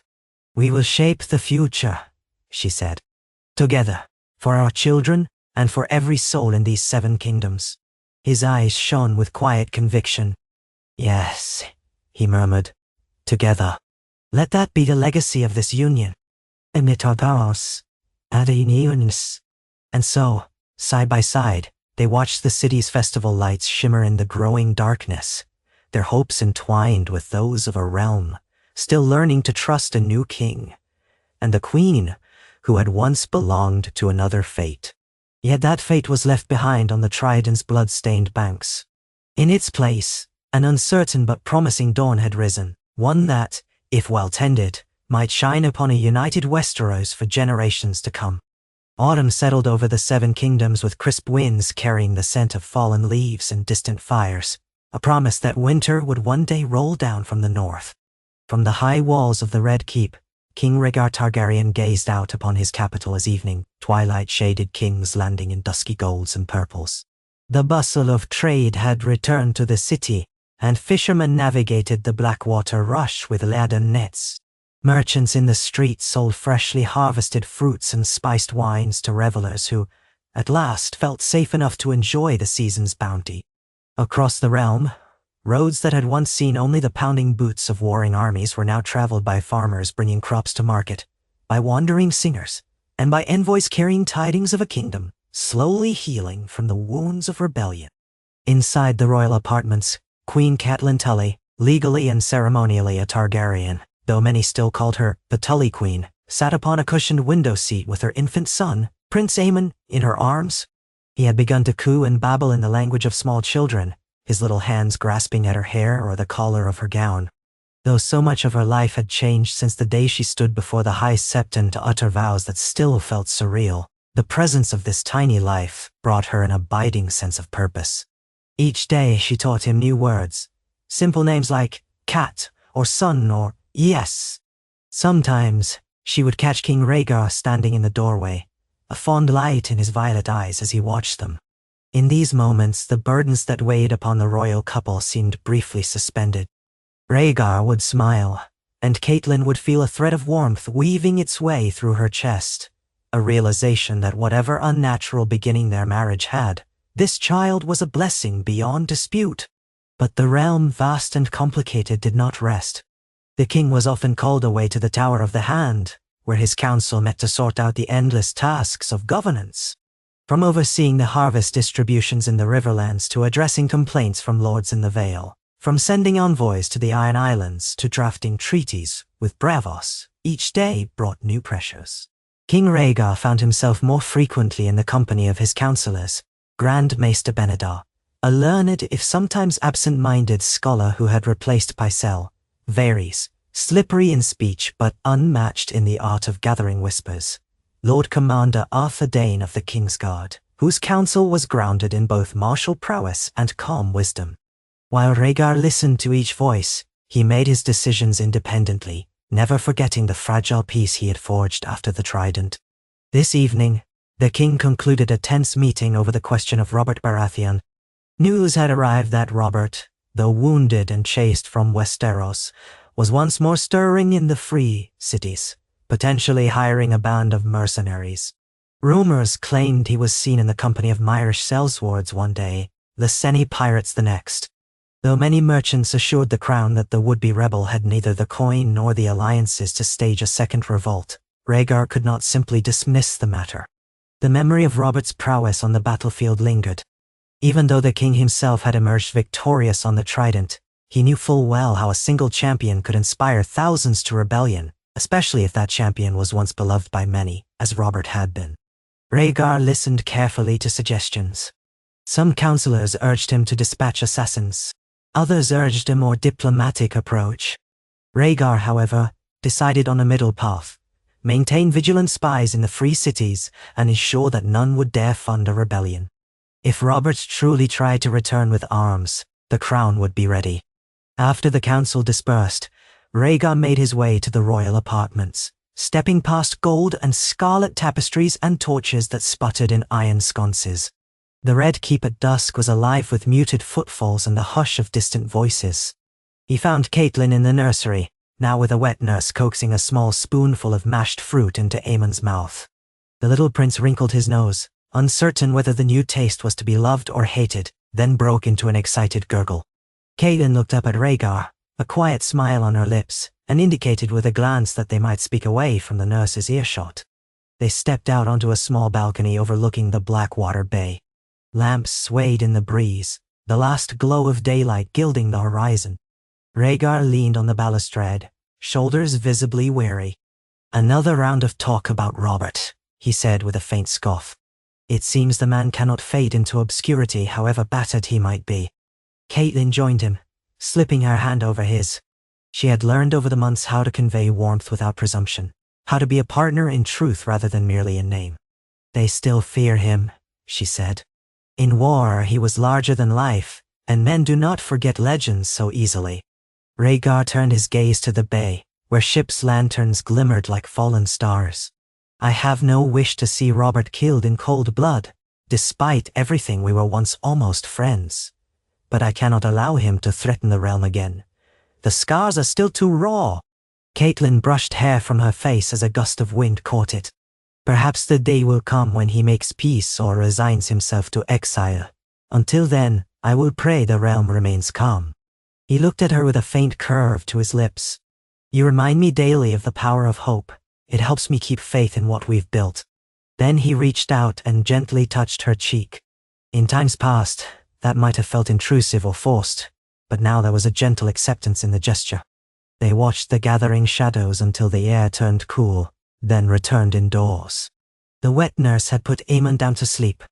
In a cradle carved from old oak with dragon motifs, the baby let out a soft sigh, drifting into slumber. Rhaegar and Catelyn lingered, shoulders nearly touching, looking upon the child's small, peaceful form. In that moment, the kingdom's worries seemed almost small, contained by the hush of the nursery. Yet they both knew dawn would bring new burdens. Soon enough, a letter arrived from Prince Doran Martell of Dorne. Doran wrote with polite formality, inquiring about the king's plans for Rhaenys and Aegon, Ela Martell's children, who were fast growing into bright, capable young royals. Dorne expected that Rhaenys, as the elder daughter, might one day wed a powerful lord, forging fresh alliances. Similarly, Aegon, though overshadowed by the swirl of controversy about whether he or Aemon might be heir, was a boy of quick intelligence and a certain thoughtful nature. Doran was eager to see him recognized in a manner that would honor Dorna's sacrifices. The letter carried a respectful but firm reminder. Dorne had shed blood for Rhaegar's cause and had stood by House Targaryen even when all seemed lost. It would not do for House Martell's line to be sidelined now that peace had come. The king read the letter in his solar, with Aelia Martell seated across from him. She had chosen to remain in King's Landing, raising her children close to their father. In the immediate aftermath of Rhaegar's second marriage, her face had often held sorrow, even bitterness. But time had rendered the lines of her features softer. The presence of her two healthy children, and her knowledge that Rhaegar did not cast her aside, gave her a sense of pride she would not relinquish. She spoke softly, folding her hands. "My brother does not threaten you, Rhaegar, only warns. The lords of Dorne are proud. They lost dear kin on the Trident, and they fear we will be forgotten now that a new queen has borne you another son." Rhaegar set down the parchment. "I will not forget Dorne's loyalty. You know I hold you and our children in high esteem. But the realm still hesitates to accept my two marriages, and the question of heirs is a viper's nest. If I name Aegon as heir, I placate Dorne but anger the Riverlands, perhaps even the North. If I name Aemon, I risk Dorne's resentment and all that comes with it." Neberlande. Elias' dark eyes flickered with an old sadness. "And if you name neither, let them believe you will leave the matter to a great council." A small frown marked his lips. "Yes, that has been my stance. To let both lines flourish, to let the realm see how they conduct themselves as they grow. But Dorne is impatient. They want a promise, or at least a sign that Aegon will not be cast aside." "What do?" Aelia took a breath and ventured. "Perhaps we can find an advantageous match for Rhaenys. If she weds the heir to the Reach or the heir to the Westerlands, that would reassure Dorne we remain central to the Crown's alliances. And for Aegon, a betrothal to a child of the North or the Vale might further unify the realm. Meanwhile, your other wife might likewise consider betrothals for Aemon once he is of an age. So long as the Crown is seen to treat all your children with equal dignity, Dorne shall rest his ear." Rhaegar listened, appreciating her measured tone. He was aware that Aelia was no longer the frail woman the court once saw. She had grown stronger through adversity, forging a quiet resilience. "You are right," he said. "The realm is not stable enough to let rumors fester. I will write to Prince Doran and assure him that Rhaenys would be betrothed suitably within a few years. As for Aegon, I intend to name him Prince of Dragonstone once he's older, granting him a seat of true significance, even if the question of the Iron Throne remains unresolved." Aelia nodded, lips pressed thin. Though she did not voice it, Rhaegar saw a flicker in her gaze that said she wanted more for her children, but for now, this concession might suffice. She rose, offering the king a small bow. "Thank you for hearing me out." Later that evening, Rhaegar informed Catelyn of his plan. She listened carefully, understanding how delicate the matter was. "I have no wish to overshadow Aelia or her children," she said. "Aemon is but an infant. Let him grow without the immediate burden of the crown. If Aegon carries the title Prince of Dragonstone, so be it. It might keep the peace with Dorne." He pressed her hand gently, grateful for her willingness to compromise. "Your generosity does you credit." She smiled, though a hint of wistfulness lingered. "We do what we must for the realm, but I do hope our child will not be neglected in the people's eyes." "Never," he promised. "I will see that Aemon is recognized and respected, even if the crown is not thrust upon him too soon." In this manner, the two wives of King Rhaegar Targaryen, and the king himself, strove to maintain a precarious balance of alliances. At court, lords and ladies watched with sharp eyes. Some gossiped about which queen truly held the king's heart. Others wondered if the king's father, the Mad King Aerys, had not cursed the family line with chaos. But day after day, Rhaegar dispensed judgments that seemed fair. He financed the rebuilding of roads in the Stormlands. He reopened negotiations with Pike to limit ironborn reaving, and he held lavish feasts to celebrate each harvest. Slowly, the crown's reputation mended. Whispers began that perhaps the Targaryen legacy would be redeemed under this thoughtful new king. The hush of potential trouble came from the north. Even though Ned Stark had not rebelled again, ravens from Winterfell spoke of a growing sense of unease. Strange sightings beyond the wall, rumors of wildlings banding together under a so-called king beyond the wall, and the approach of a cold that seemed sharper and more prolonged than usual, all stirred worry. Rhaegar conferred with the Lord Commander of the Night's Watch, who wrote that supplies were running low, and that the watch's numbers were fewer each year, as criminals and petty lords found it less appealing to serve on the wall. Rhaegar decided to act. He dispatched an envoy to Winterfell with a royal decree. The crown would fund additional supplies for the Night's Watch and encourage the realm to offer volunteers. It was an unusual step, for many saw the wall as a place of punishment, but Rhaegar insisted the realm's defense in the far north should not be neglected. When the envoy returned, he bore a letter from Ned Stark himself, thanking the king for his attention and offering guarded cooperation. The letter read in part, "Though the Starks remember what was done to my father and brother, I see now a measure of honor in your reign, and I will not refuse help for the wall. If winter comes harshly, we will all need to stand together." It was a grudging show of solidarity, but a step forward nonetheless. Catelyn, reading that letter, felt her heart stir with a blend of sorrow and relief. That Ned could speak kindly of the king, even in so cautious a tone, meant the bitterest wounds were beginning to mend.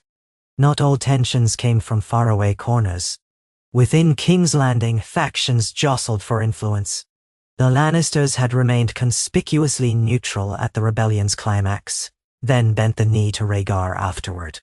Tywin Lannister sent occasional letters and emissaries, always polite, always watchful, testing if the crown might grant the Westerlands more privileges. House Tyrell, the undisputed power of the Reach, demanded certain trade rights in Old Town and along the Mando. The Vale, under the regency of Lysa Tully Arryn for her sickly son Robert, remained aloof, refusing repeated invitations to King's Landing. And the Iron Islands, under Balon Greyjoy, grumbled about new taxes on their maritime trade. Each issue threatened to fray the patchwork unity that Rhaegar had sewn together, but with patience and cunning, he and his council navigated these treacherous waters. During this time, Queen Catelyn established her own circle of influence among the ladies of the court.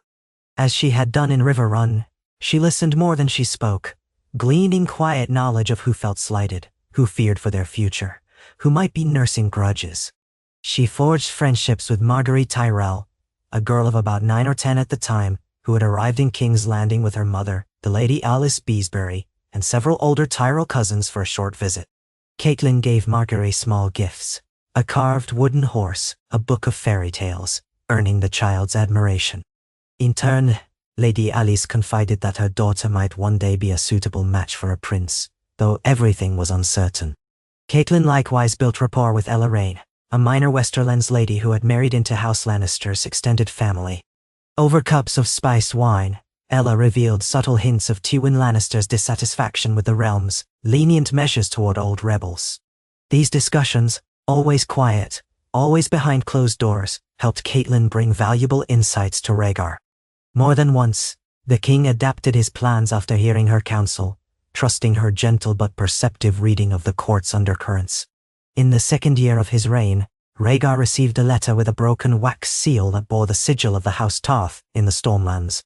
It was from a knight named Sir Selwyn Tarth, known as the Evan Star, who wrote in flowery terms about the troubles of the Stormlands. Storm's End remained under the watch of Stannis Baratheon, who had grudgingly bent the knee, but many lesser Stormlords felt uncertain of their positions. Trade routes were still heavily damaged from the war, and roving outlaws had taken to the forests. Selwyn Tarth requested that the king bring his royal progress to the Stormlands next, to demonstrate the crown's support. Sensing a chance to consolidate the loyalty of that uneasy region, Rhaegar called a meeting. Catelyn attended, along with Elia Martell, Lord Commander Dane, and a handful of others from the small council. Rhaegar sat at the head of a long table strewn with maps. His gaze swept the room. The Stormlands are in disarray. I cannot ignore them. If the seeds of rebellion are to be kept from sprouting anew, we must show the Stormlords we do not hold their part in the war against them. We must show them a king who listens. Elia inclined her head. Many in the Stormlands followed Robert out of admiration. If they see you come peacefully, some may transfer that same admiration to you. Catelyn studied the map. She had rarely traveled that far southeast. Storm's End is a formidable fortress. From what I know of Stannis, he is grim but dutiful. He likely feels overshadowed by his elder brother's legacy. Appealing to his sense of honor might work. If you go in person, though, we must prepare thoroughly. There could still be remnants of Robert's old supporters who might see an opportunity to harm you. Nibby. Rhaegar agreed. I will not ride alone. The King's Guard will accompany me, and I will bring provisions for the small folk. Thus, it was decided that the king would embark on a royal progress to the Stormlands. Though traveling with 2 queens might have been a massive undertaking, Elia chose to remain in King's Landing with Aegon and Rhaenys, ensuring the capital stayed under royal oversight. Catelyn, however, resolved to accompany Rhaegar. She had grown more comfortable traveling by his side, and it was an opportunity to show the realm they were united. They departed King's Landing in a procession of wagons and mounted knights, the royal banners flapping in the wind. Catelyn rode in a covered litter part of the way, with Aemon in a cradle by her side, but she also rode horseback at times to be more visible to the cheering or merely curious crowds. It was a milder autumn than expected, and the skies remained largely clear. As they journeyed southeast, the roads took them through rolling hills and thick forests. The local folk gathered to watch the royal retinue pass. Soldiers in Targaryen livery shared bread with hungry peasants, distributed casks of ale to small villages, and read aloud proclamations of the kings, intent to ensure peace and a bountiful future. Some nights, they made camp under the stars, building a circle of tents ringed by armed guards. Catelyn found a certain romance in these nights, though the flicker of torches could never quite erase her memory of war-torn camps she had once seen. But this was different. The king's presence was a reassurance, and the Stormlanders who approached out of curiosity seemed more relieved than hostile. When the wind carried the sound of howling wolves from a distance, or the sigh of ocean waves from the nearby shores, she found herself lulled into a sense of possibility. War had ended, at least for now. At last, they arrived before the massive grey walls of Storm's End. The fortress rose like a sentinel above craggy bluffs, battered by the sea winds that gave the region its name. Banners bearing the crowned stag of House Baratheon drooped in the damp breeze, but the gates were opened to the royal party without delay. Riding through the arched entryway, Rhaegar and Catelyn beheld a garrison of Baratheon soldiers waiting in neat rows. At their head stood Stannis Baratheon, a tall figure with a stern face, hollow cheeks, and heavy-lidded eyes. He bowed stiffly, placing a hand on the hilt of his sword in a gesture of respect. "Your Grace," he said in a dry, somber tone. "Welcome to Storm's End." Rhaegar inclined his head in return. "Lord Stannis, thank you for your hospitality. We come to strengthen the bonds between Crown and Stormlands." Stannis said nothing of Robert, nothing of the war. He simply led them into the courtyard, where servants stood ready to greet the king and queen with bread and salt, a traditional sign of guest right. Even as he went through these formalities, Stannis' gaze flicked from Rhaegar to Catelyn and back again, as though measuring every movement, every breath. The arrival of the Targaryen retinue was no small event, and Stannis' stance suggested a certain wariness. Within the keep, the king's party settled into rooms that smelled of salt and old stone. Tapestries depicting storms at sea and heroic hunts hung on the walls. Catelyn soon learned from the local stewards that Storm's End had endured a difficult harvest, and many peasants suffered near starvation the previous winter. Robert's rebellion had cut off supply lines, and even after the war's end, the region had not fully recovered. Rhaegar had come prepared, however, with wagons of grain and salted fish as a royal gift, along with coin for Stannis to distribute to local villages. That evening, they held a modest feast, with Stannis presiding at the high table beside the king and queen. The courses were simple, roast venison and a thick barley stew, but the Stormlords in attendance appreciated the gesture of a royal visit. Catelyn watched Stannis throughout the meal, noting how seldom he spoke. When he did, it was blunt and without flourish. At one point, she addressed him politely. "My lord, you have kept Storm's End secure in these difficult times. The crown commends you. Is there anything more we might do to relieve your people's burdens?" "No." He blinked once, setting down his wine cup. "I do what I must. If I had more ships, I could trade more effectively for supplies. Storm's End's fleet was never large, and it was diminished further by the war. With proper resources I could rebuild. That would help feed the people without waiting on shipments from King's Landing. Rhaegar, overhearing, inclined his head. We will see to it, Lord Stannis. The royal shipyards at King's Landing can send materials for new war galleys, or cogs for trade. I would ask in return that you open your ports to crown merchants at reduced tariffs, so that both Storm's End and the crown may profit. Stannis considered, his expression unreadable. A fair request. I will grant it. Wow. After that, the conversation lapsed. But Catelyn sensed that beneath Stannis' stoic exterior lay a man grappling with the memory of a lost brother, a dethroned cause, and a sense of overshadowed duty. He did not protest the Targaryen rule openly, but his eyes carried the shadows of an older bitterness. Still, the night ended without acrimony, and the local lords seemed cautiously impressed by the king's willingness to help them recover. Over the next few days, Rhaegar toured the outlying areas, meeting peasants, hearing their pleas, and distributing coin from the royal treasury. Catelyn accompanied him, seeing firsthand the hardships the war had wrought. Broken huts with thatched roofs in disrepair, children with hollow cheeks. Yet these same villagers, upon meeting the king, seemed astonished to discover that he offered them aid rather than threats. Bit by bit, Rhaegar mended the realm, not just through proclamations, but through tangible acts of generosity.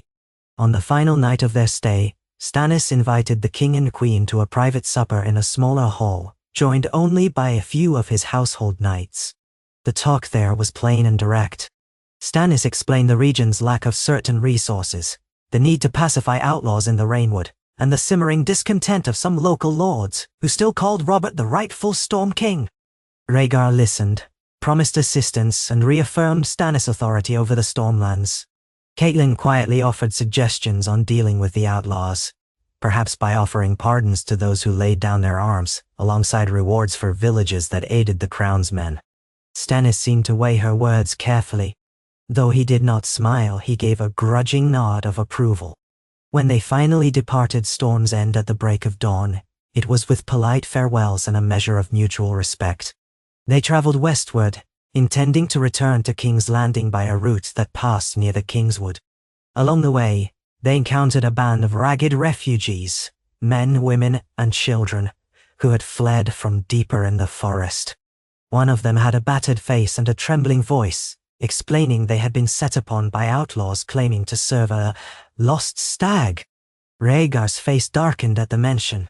He ordered the Kingsguard to investigate at once.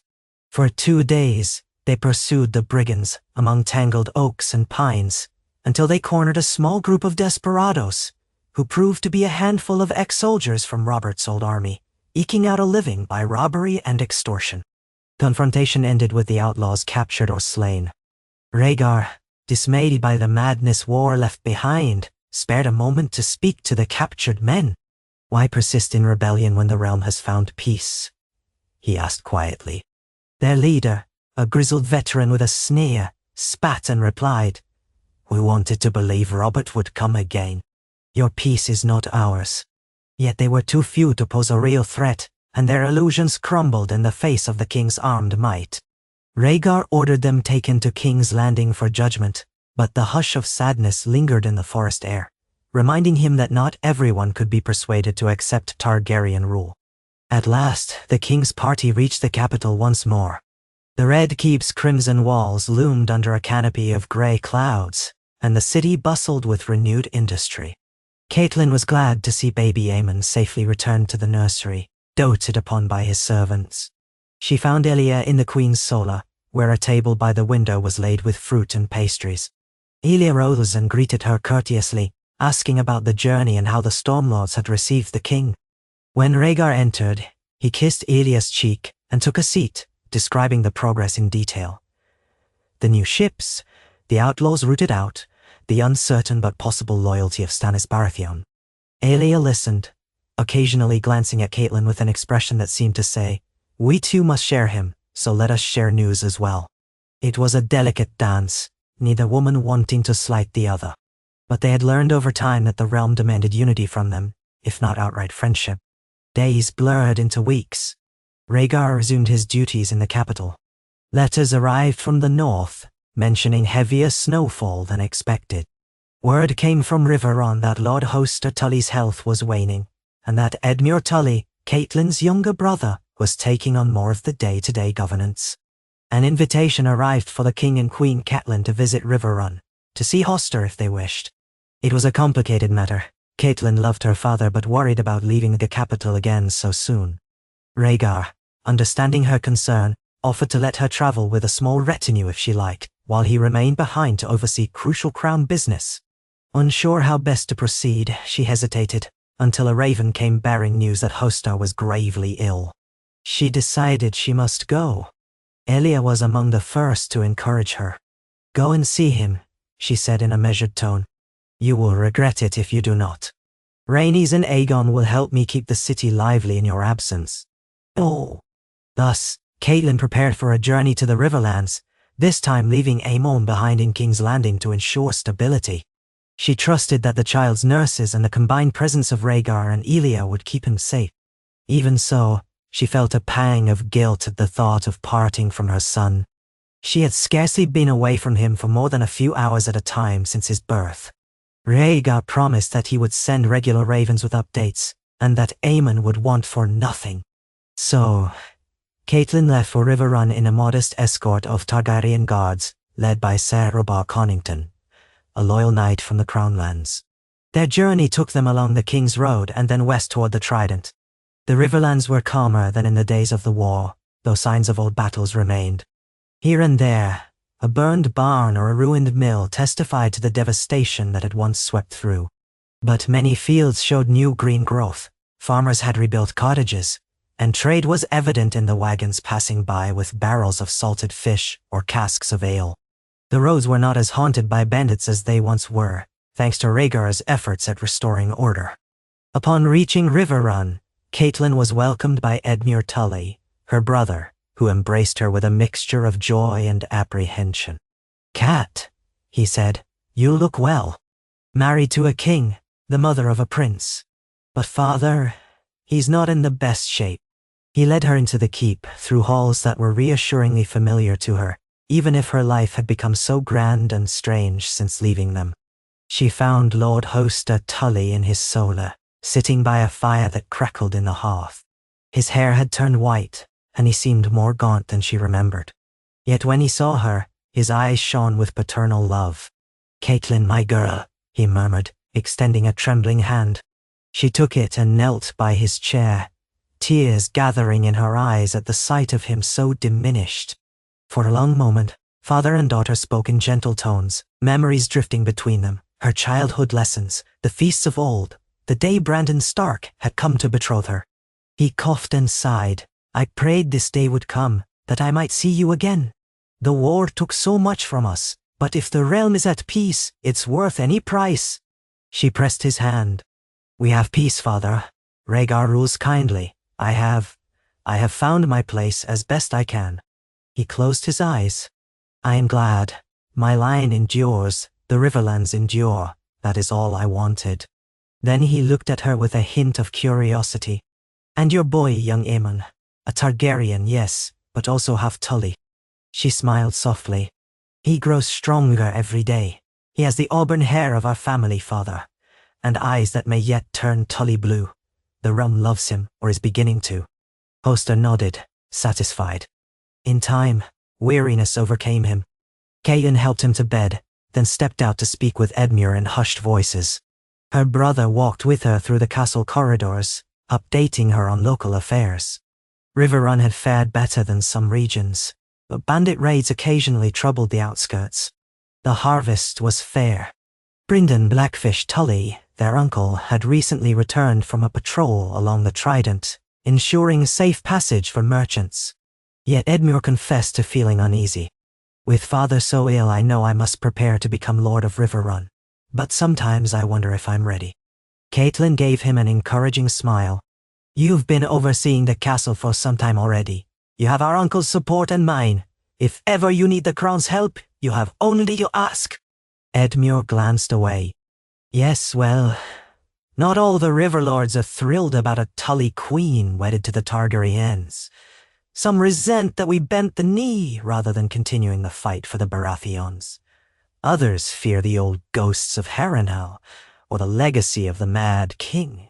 The Riverlands have been the crossroads of too many wars.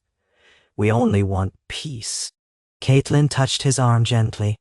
We have the same goal, and I'm sure Rhaegar would do what he could to shield the Riverlands from any new strife. Edmure studied her face. Your king, how is he treating you? And our father's house? Are we truly secure?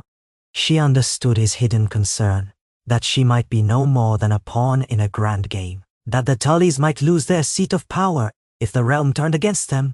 He treats me kindly, Edmure, better than I dared hope. And the realm's security is tied to ours. He knows that well. We are not overlooked. Nay. That night, Riverrun hosted a small feast in Catelyn's honor, though the mood was subdued with Lord Hoster so frail. Musicians played softly, and the great hall was lit by tall beeswax candles. Catelyn sat at the high table beside Edmure, sipping watered wine while local lords approached to offer greetings.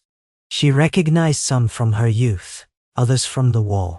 Each bowed or curtsied, addressing her as Your Grace, though she sensed a certain formality that hadn't been there in her girlhood. She had become an emissary of the Iron Throne, and that cast an air of distance. Still, as the night went on and conversation turned to simpler topics, harvest yields, local marriages, the best fishing spots along the Tumblestone, Catelyn felt a glimmer of homecoming, as if the girl she'd once been still belonged here. Her father lingered through half the feast before tiring. When he left, escorted by servants, the hall grew quieter, as though aware that the old lord might not see many more of these gatherings. Catelyn remained quietly listening. After so many months in King's Landing, the simpler talk of the Riverlands soothed her. Come morning, Lord Hoster's condition worsened, and the castle's maester expressed doubt he would last the week. Catelyn kept vigil at her father's bedside, her hand clasping his. He drifted in and out of feverish dreams. Sometimes he called her by her childhood nickname, sometimes he mumbled about her mother Minisa, and sometimes he spoke of Edmure and Lysa as if they were still small children playing at the water's edge. She remembered how fiercely proud he had been of each of them, how he had arranged their marriages to secure alliances. All of it had been done in his mind, for the family's future. Now at the edge of life, that future was unfolding in ways he could not have guessed. His elder daughter a queen by a second marriage, the realm held together by delicate strings of loyalty. She wished, in a quiet corner of her heart, that there had been a path to peace without the war's heartbreak. Yet there was no changing what had passed. On the fourth night after her arrival, Lord Hoster Tully passed in his sleep. Catelyn sat at his side, tears slipping down her cheeks, her breath catching in her chest. She pressed a final kiss to his cold forehead, whispering a prayer to the Seven to guide him gently to the afterlife. Edmure, roused by the servants, arrived soon after. Brother and sister embraced, letting grief flow between them. The next day, a somber bell tolled through Riverrun's halls. The funeral was arranged swiftly. Hoster's body would be laid on a funeral boat to drift down the river, then set ablaze with a flaming arrow, as was Tully custom. Catelyn dressed in grey mourning clothes, a black armband marking her sorrow. Edmure donned similar garb. They stood on the banks of the Tumblestone, the water glittering in the midday sun, as archers in house Tully livery prepared their bows.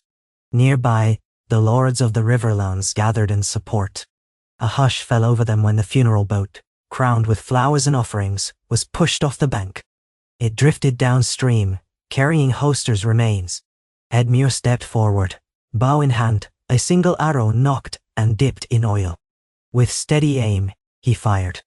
The arrow soared through the air, trailing a thin curl of smoke from its burning tip, and struck the boat's side. Flames licked at the wreaths and tinder. Within moments, the boat was wreathed in fire, drifting steadily away, until it vanished around a bend, trailing sparks. The watchers lowered their heads, some murmuring final farewells. That evening, Riverrun's great hall was filled with mourners paying respects. Edmure officially ascended as Lord of Riverrun, receiving sworn oaths from the assembled bannermen. Catelyn watched from a place of honor, her heart full of grief yet also with a certain pride in her brother. He took each oath with solemn grace, though she could see the weight of responsibility settling on his shoulders. Over the next few days, she assisted Edmure in matters of succession, informing the crown by Raven, meeting with local lordlings, ensuring that Hoster's final debts and dispositions were properly recorded. When it came time for Catelyn to depart, Edmure asked her to stay a while longer. "Sister, I could use your counsel. You know King's Landing as I do not. Help me navigate these next steps." "Nora." She rested a hand on his arm. "I must return soon, but you are not alone, Edmure. Uncle Brynden is here, and so many of our lords are eager to help. You will do well, I promise." He nodded. "Write to me often at least. Perhaps in time I'll visit King's Landing myself to swear fealty before the king in person, though I suppose it's symbolic more than necessary." She embraced him. "That would mean much to me, and to Rhaegar as well. You should see the capital at peace. Truly see it, not as a rebel, nor a besieged force." So it was agreed. After a tearful farewell, Catelyn departed Riverrun, her escort carrying her safely back through the Riverlands. On the journey home, her thoughts churned with grief for her father, memories of her girlhood, and a renewed determination to protect the peace Rhaegar had established. The Riverlands were stable for now, but the realm's tapestry was woven of many threads. If any one region unraveled, all could unravel in time. Her father's final words lingered in her mind. The war had taken so much, yet his family still stood. She vowed that in her role as queen, she would do whatever was required to safeguard that unity. Upon her return to King's Landing, she found a letter from Ned Stark awaiting her. It bore no direct mention of her father's passing, likely sent before the news could have reached him, but it spoke of rumors in the north, whispers of strange roving creatures, and of a heavier snowfall than even the old man recalled. He expressed hope that the king's generosity in sending supplies to the Night's Watch continued. Reading his missive by the light of a candle, Catelyn felt a prickle of unease. She had never been one to place much stock in superstition, but the repeated mentions of unnatural cold and shadows moving in the woods unnerved her.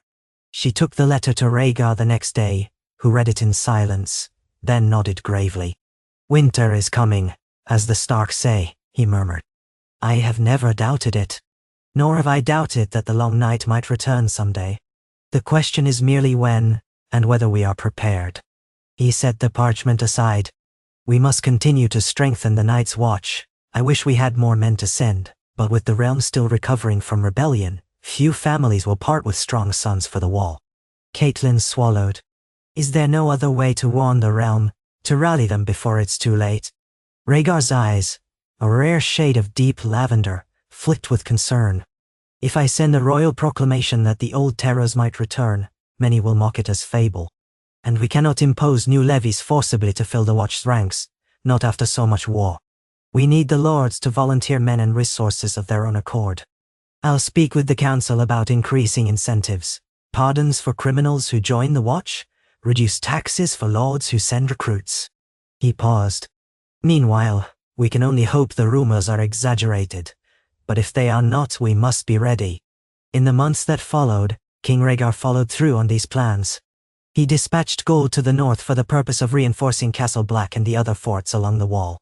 He issued a royal decree that any man who voluntarily joined the Night's Watch would be granted a small stipend for his family, to be paid from the crown's treasury. This unusual measure drew criticism from some courtiers, who muttered that the crown was spending recklessly on a fabled threat. Yet over time, more recruits trickled north, enough at least to bolster the Watch's dwindling numbers. Amid these quiet efforts, life in King's Landing continued at its usual pace. Festivals were held, foreign dignitaries visited, the day-to-day grind of governance went on. Elia Martell kept a stately presence at court, making sure the Dornish interests were not neglected.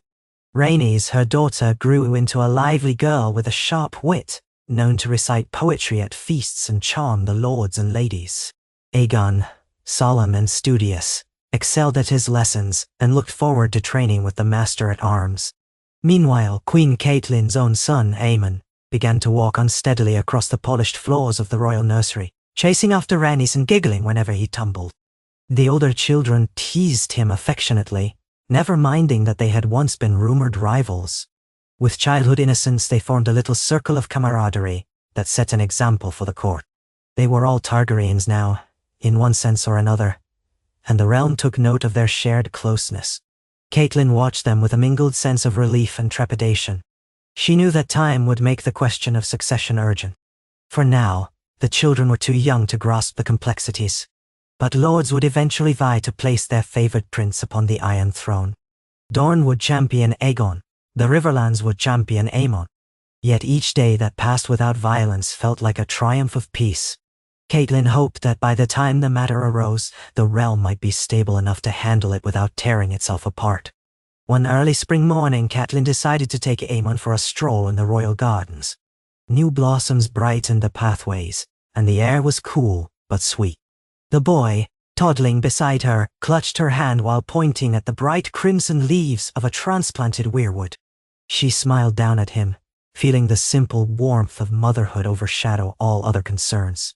Then she heard footsteps behind her. Turning, she saw Elia Martell approaching at a measured pace, wearing a pale lavender gown embroidered with sunbursts and spears. Catelyn inclined her head. "Good morning, Elia. We were just enjoying the fresh air." "Ain." Elia, with careful politeness, knelt to greet Aemon, offering her hand. The boy looked at her and giggled, touching her palm with his little fingers. "He grows so quickly," Elia said softly. She stood and turned to Catelyn. "I wonder if you'd like to walk with me. There is something I'd discuss." Catelyn hesitated, but nodded.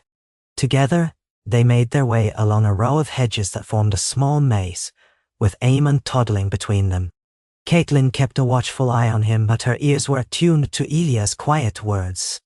Elia clasped her hands before her. "We have coexisted, you and I, sharing a husband and a court. It has not been easy for either of us, but I believe we have come to a place of mutual respect." Catelyn inclined her head. "I believe so." Elia's gaze slid to Aemon, then back. "My children are older. Rhaenys is nearly of an age to consider betrothals, at least in a few years. Aegon is not much younger. The realm expects something of them. Meanwhile, your son is still in the cradle of infancy, but soon enough he will grow. And he will be a prince of significance. I only wish to say, I would like for our children to remain close, not just as half-siblings but as allies." Catelyn felt a rush of relief. "That is my hope as well, Elia. I do not wish for them to be set against each other." Elia nodded, exhaling softly. Good. Then we must watch over them, encourage them to see themselves as one family, no matter the question of succession. We can do that, I think, as mothers. Now Hortense, Church, I'm so. Catelyn's cheeks warmed with genuine gratitude. "Yes, thank you."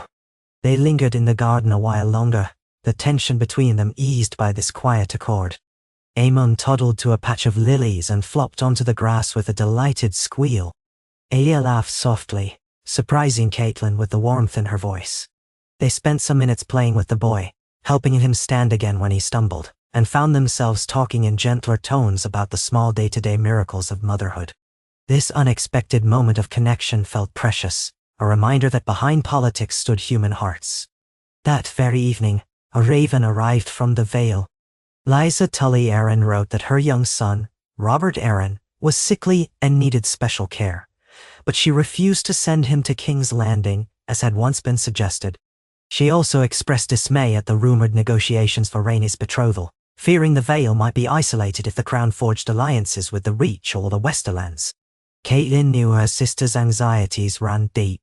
Since Jon Arryn's death, Lysa had retreated to the Eyrie, seldom leaving its lofty perches, fiercely protective of her child. Rhaegar read the letter with a furrowed brow and turned to Catelyn. "Your sister's fearfulness may pose a problem," he said. "The Vale is a strategic region. If Lysa isolates herself and fosters resentment, that could become fertile ground for renewed unrest." Catelyn sighed. Lysa has always been skittish, more so since losing Jon. She sees enemies where there may be none, but perhaps we can send a gentle envoy, someone to reassure her that the crown does not seek to sideline the Vale. After some discussion, Rhaegar decided to send Maester Benedar and a small escort to the Eyrie, bearing gifts for Robert Arryn, a lavish cradle and some children's clothing, and a letter from the king promising that the Vale's interests would be respected. It was a soft diplomatic move, more about soothing fears than demanding compliance. The letter also invited Lysa to visit King's Landing whenever she felt comfortable, promising that special arrangements would be made for her son's care. Whether she would accept remained to be seen. Time slipped forward again, and with each turning season, King Rhaegar's rule continued to reshape the Seven Kingdoms. The crown's coffers, replenished by stable trade, allowed for investment in public works. The scars of war did not vanish overnight, but the people saw steady signs of prosperity. Merchants spoke well of the king who taxed them fairly. The small folk murmured that the Targaryen prince who defeated Robert Baratheon might be forging a golden age, or as close to one as Westeros had ever seen. Yet, under the surface, tensions still simmered. The Faith of the Seven harbored quiet disapproval of the king's two-wives arrangement, which some Septons called an indulgence in old Valyrian sins. The High Septon, swayed by crown gold, had chosen not to condemn it openly, but many devout lords were uneasy. Rhaegar, aware of this, donated heavily to the faith's charitable works, hoping to keep them pliant. The memory of the Mad King, too, cast a lingering shadow. More than once, Rhaegar received reports that Aerys' name was invoked by conspirators, seeking to claim that the Targaryen line is cursed. While these groups seemed small, the king took no chances, stationing loyal gold cloaks throughout the city to root out sedition. He had no taste for cruelty, but neither did he permit open sedition to fester. Occasionally, Rhaegar would confide to Catelyn that he felt the weight of prophecy, the old Targaryen notion of the prince that was promised. He had once believed it might be himself, then believed it might be a child of his blood, perhaps Aegon, or even Aemon. But these days he spoke of it less as a personal destiny and more as a quiet concern that dark forces might one day test the realm. He spent hours poring over old scrolls from the library, seeking mention of the Long Night, the White Walkers, and the ancient heroes. Catelyn saw him sometimes late at night, eyes strained from reading by candlelight. When she asked if he had found anything new, he would only murmur that the signs were elusive, the prophecies contradictory. But the notion of a dire threat from the north remained with him. He pressed her hand and said, "If the day comes that the north truly calls for help, we must be ready." She agreed, and tried to trust that with the realm mostly at peace, they might have time to prepare. To strengthen ties with the Reach, arguably the most fertile and populous region, Rhaegar arranged for a grand tourney in Highgarden. The official reason was to celebrate the birth of an heir in House Tyrell, but everyone understood it was also a gesture of the crown's goodwill. Lords and knights from across Westeros were invited. Rhaegar decided to bring Elia and Catelyn both, along with Rhaenys, Aegon, and little Aemon. The children would not remain for the entire tourney, but they would at least make a brief appearance, showing the realm that House Targaryen was unified. Mace Tyrell, Lord of Highgarden, welcomed them with open arms, determined to display the wealth and grandeur of the Reach. Highgarden was in full bloom when they arrived, rose bushes in every color, broad fields of golden grain, orchards heavy with fruit. The castle itself, a maze of courtyards and flowering terraces, delighted the visitors. Minstrels played lively tunes, and Mace Tyrell hosted feasts every night, where the best wines flowed freely. The atmosphere was festive, reminiscent of the tourneys of old, when Rhaegar himself had once played his harp at Harrenhal. The memory of that infamous tourney and its aftermath, his crowning of Lyanna Stark as the Queen of Love and Beauty, still cast an occasional shadow, but here, all seemed forgiven or forgotten in the revelry. The opening day of the tourney saw knights jousting in a large field, ringed by wooden stands bedecked with banners. The king and his two queens sat in the highest box, joined by Mace Tyrell and his family. People cheered as each tilt commenced. Knights from the Westerlands, the Reach, the Stormlands, and the Crownlands all competed, their armor gleaming in the summer sun. Roses were scattered across the lists, and the air smelled of grass, horse sweat, and sweet perfume. Rhaegar watched with quiet appreciation, occasionally remarking to Elia or Catelyn about a particularly skillful lance strike. Catelyn found her attention strained to the children. Rhaenys sat behind them, whispering excitedly to Aegon about the knight's skill. Young Aemon, too small to understand, clapped whenever the crowd cheered, giggling whenever a knight unhorsed another.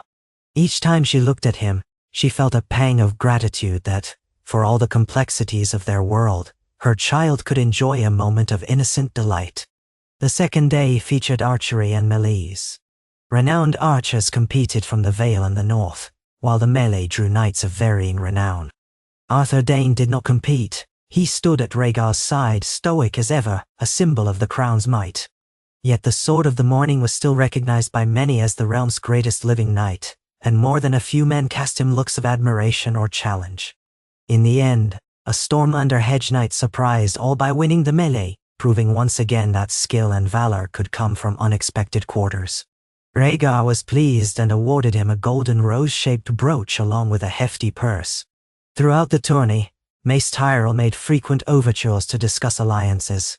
He hinted at the idea of betrothing Rhaenys or Aegon to a Tyrell child or cousin, ensuring the Reach's place at the heart of the crown's future.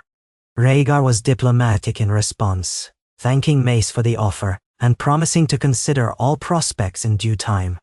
The matter of Rhaenys' betrothal particularly drew interest. She was turning into a graceful young lady, dark-haired, lively, and rumored to share her father's musical bent. Some said she would be a prize for any great lord's heir. Dorne was especially keen that she marry someone who would keep Dorne's ties strong. The Reach similarly coveted an alliance. Even the Westerlands watched with interest, though Tywin Lannister had not appeared in person, sending his son Jaime in his stead. Catelyn sensed that Rhaenys' marriage could become a linchpin of the realm's political alignment. On the final day of the tourney, a grand feast took place in Highgarden's legendary banquet hall. Musicians performed ballads that drifted through the colonnades. Garlands of fresh roses cascaded from the arches, and the tables were laden with roast swan, trout stuffed with lemons, sweet custards, and an array of fine wines. Rhaegar, seated at the dais, wore a simple circlet rather than a heavy crown, preferring comfort during such an occasion. Ilya sat on his right, Catelyn on his left, each bedecked in attire, reflecting their houses, Ilya in deep hues with Dornish accents, Catelyn in a gown of soft blue with subtle Targaryen embroidery at the sleeves. Toast after toast was raised to the king's health, to the realm's prosperity, and to the Tyrell's hospitality. The high table was visited by a succession of lords eager to gain the king's favor. Some were blunt in pressing for boons, others more subtle. Among them was Lord Randall Tarley, a stern-faced commander famed for his martial discipline. He greeted Rhaegar with stiff courtesy and cast a respectful nod to the queens. Catelyn recognized an intensity in his gaze that hinted at ambitions for his house. Though Tarley was sworn to the Tyrells, he often overshadowed Mace in actual military prowess. When the lords had paid their respects, a group of performers took the center of the hall, jugglers, fire-eaters, and acrobats, who drew gasps and applause. Catelyn saw the children in the family section clapping eagerly, and she caught a glimpse of Aemon's wide-eyed delight. Ilya leaned toward Catelyn to say quietly, "He looks quite taken with the spectacle." Catelyn smiled at that, feeling an unexpected ease in their shared pride for the boy. Later, as the feast wound down, Rhaegar stood and signaled for silence. The music ceased, and the assembled lords and ladies turned their attention to the king. In a voice that carried through the hall without shouting, he praised the Tyrells for their generosity in hosting such a splendid event. He spoke of the realm's ongoing recovery, of the need for unity across all houses, and of his intention to continue supporting the great works that bound the kingdoms together. "We are 7 once more," he said. "7 in name, 7 in truth, if we stand as one.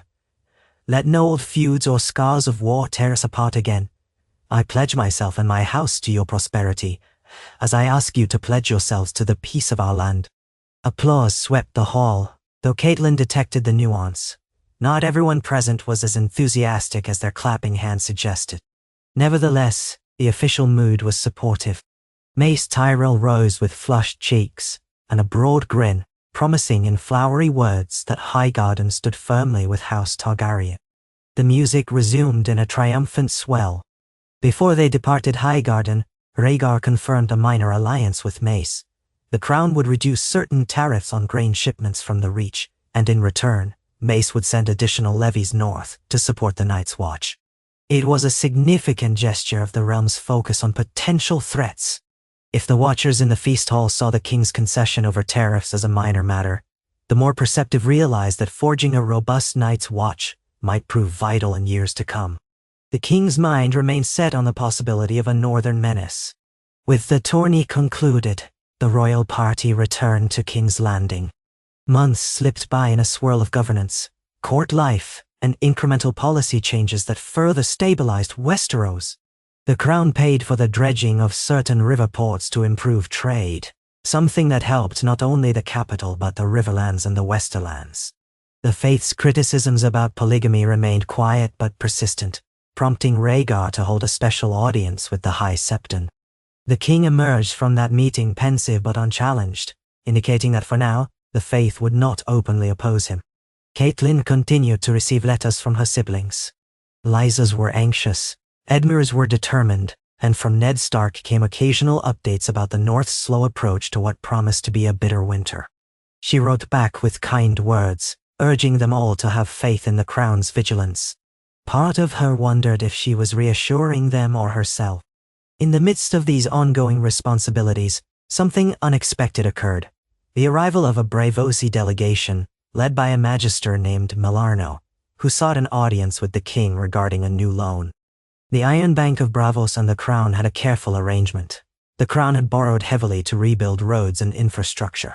Now, Melarno wished to restructure the debt, presumably seeking an even more profitable arrangement for Braavos. Rhaegar, cautious in matters of finance, granted the request for negotiations. Yet as the Braavosi delegates settled into King's Landing, a rumor began circulating that a certain sellsword company in Essos had recently been approached by someone claiming to be a friend of Robert Baratheon, seeking funds or manpower. When the rumor reached Rhaegar's ears, suspicion flared that the Braavosi might be playing both sides. Though he had no proof of the Iron Bank's complicity, he proceeded carefully, keeping these delegates under subtle surveillance.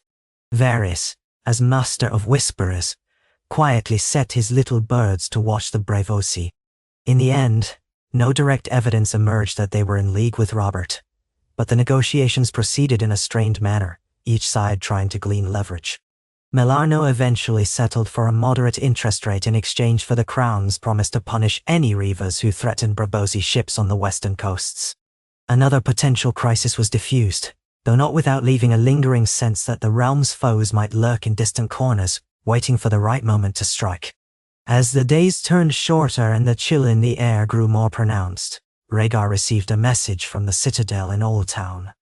The White Ravens had taken flight, signifying the official start of winter. Though no heavy snows would fall on King's Landing, the north was already blanketed in white. Catelyn felt a shiver when she read the words, recalling how Ned had once told her that a true northern winter could last for years. The king responded by doubling shipments of grain to Winterfell and the Wall, mindful that famine was an ever-present threat in a long winter. He also began planning a strategy to keep the roadways clear to some extent, so trade might continue in the milder southern regions. The night after receiving the White Raven, Rhaegar called a private gathering with Elia, Catelyn, and Arthur Dayne. They convened in the king's solar, where a fire crackled in the hearth. Rhaegar looked solemn. "Winter has come," he said, "and with it, the possibility that the threats we fear might stir beyond the Wall. I will not spread panic, but I will take steps to ensure we are not caught unprepared." Arthur Dayne rested a hand on the pommel of Dawn. "Tell me what you need, Your Grace." Rhaegar's gaze flicked to Elia, then Catelyn. "I intend to send a contingent of skilled warriors north, to join the Night's Watch if needed, or to scout beyond the Wall. The Watch's reports have been inconsistent, but if a threat gathers, we must learn about it before it crosses into the realm." Elia nodded, though her face was drawn. "Doran will question why we send men away when winter is harsh, but they will follow your command, I trust." Catelyn looked from one to the other. "I agree the threat must be addressed, though I fear for the men we send. If the cold is as bitter as the North says, many may not return." Rhaegar's expression was grave. "Better to risk a few now than thousands later." I'll form a volunteer force, led by someone I trust, perhaps a knight known for skill and resourcefulness. They will travel to Castle Black and coordinate with the Lord Commander. From there, they may venture beyond the wall, if the watch deems it necessary. Arthur Dane volunteered at once, but Rhaegar shook his head. I need you here, Arthur. You are Lord Commander of the Kingsguard. I cannot risk you so far from the throne, especially not now. Let me think of another, perhaps Sir Barristan, once he's recovered fully. Barristan Selmy, a famed knight who had been wounded badly in the war, was still regaining his strength, but he might be well enough for such a mission soon. After some debate, it was decided that Rhaegar would send a royal proclamation seeking volunteers among the knights and men-at-arms of Westeros, offering honor and the king's favor for those brave enough to serve on the edge of the realm during this uncertain winter. Barristan would lead them, accompanied by a handful of other knights of renown. It was an extraordinary measure, but the king's mind was set. Before the meeting ended, Elia turned to Catelyn and said quietly, "This was once your brother's cause, was it not? Or at least the Starks' cause, to protect the realm from northern dangers?" Catelyn frowned. The Starks have always been the first line of defense. Perhaps in time Ned will see this as a sign of the Crown's true devotion to the North's welfare. Rhaegar placed a hand on Catelyn's shoulder gently. I hope so.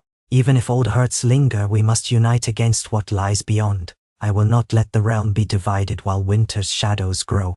That night, Catelyn found sleep elusive. She rose from her bed and walked the corridors of the Red Keep, eventually making her way to the nursery where Aemon slept. Lantern light revealed her son curled under soft blankets, his breath slow and even. A nurse dozed in a chair nearby, half waking to give the queen a deferential nod. Catelyn simply stood by the cradle, watching the small rise and fall of the child's chest. How peaceful it looked, how deceptively simple. She thought of the stories old Nan once told, of white shadows and cold nights that lasted a generation. She thought of Ned's letters speaking of swirling snows. She thought of the precarious peace Rhaegar had managed to maintain among southern lords who often put ambition above unity. And she placed her hand lightly on Aemon's sleeping form, as if to shield him from the storms that might one day sweep across the land. If the darkness rose, how would they protect these children, this fragile realm? She prayed to the Seven, and to the old gods as well, that they would never be forced to find out. But the march of time was not so kind as to spare them hard lessons. Word came in the following weeks that the volunteer force was assembling, slowly, in the Crownlands.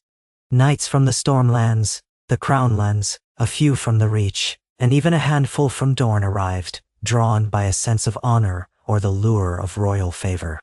As soon as Barristan Selmy felt his old wounds had mended enough, he set out north with them, carrying a personal letter from the king to the Lord Commander of the Night's Watch. At the same time, new reports trickled in from sailors who docked at White Harbor, claiming to have seen drifting ice floes farther south than usual, and heard eerie howls on the wind at night. Still, in the southern heartlands, life went on. The capital was filled with talk of the next festival, the next betrothal, the next ambition. The tension between supporters of Elias' children and Catelyn's child remained an undercurrent, but did not erupt into open conflict. Rhaegar's skillful balancing acts continued to hold. He showered attention on Rhaenys and Aegon, while never neglecting Aemon. When envoys arrived from the free cities, they found a stable monarchy whose alliances stretched from dawn to the neck. In a move that surprised some at court, Rhaegar named Edmure Tully as Master of Laws, an appointment that would require Edmure to spend part of each year in King's Landing.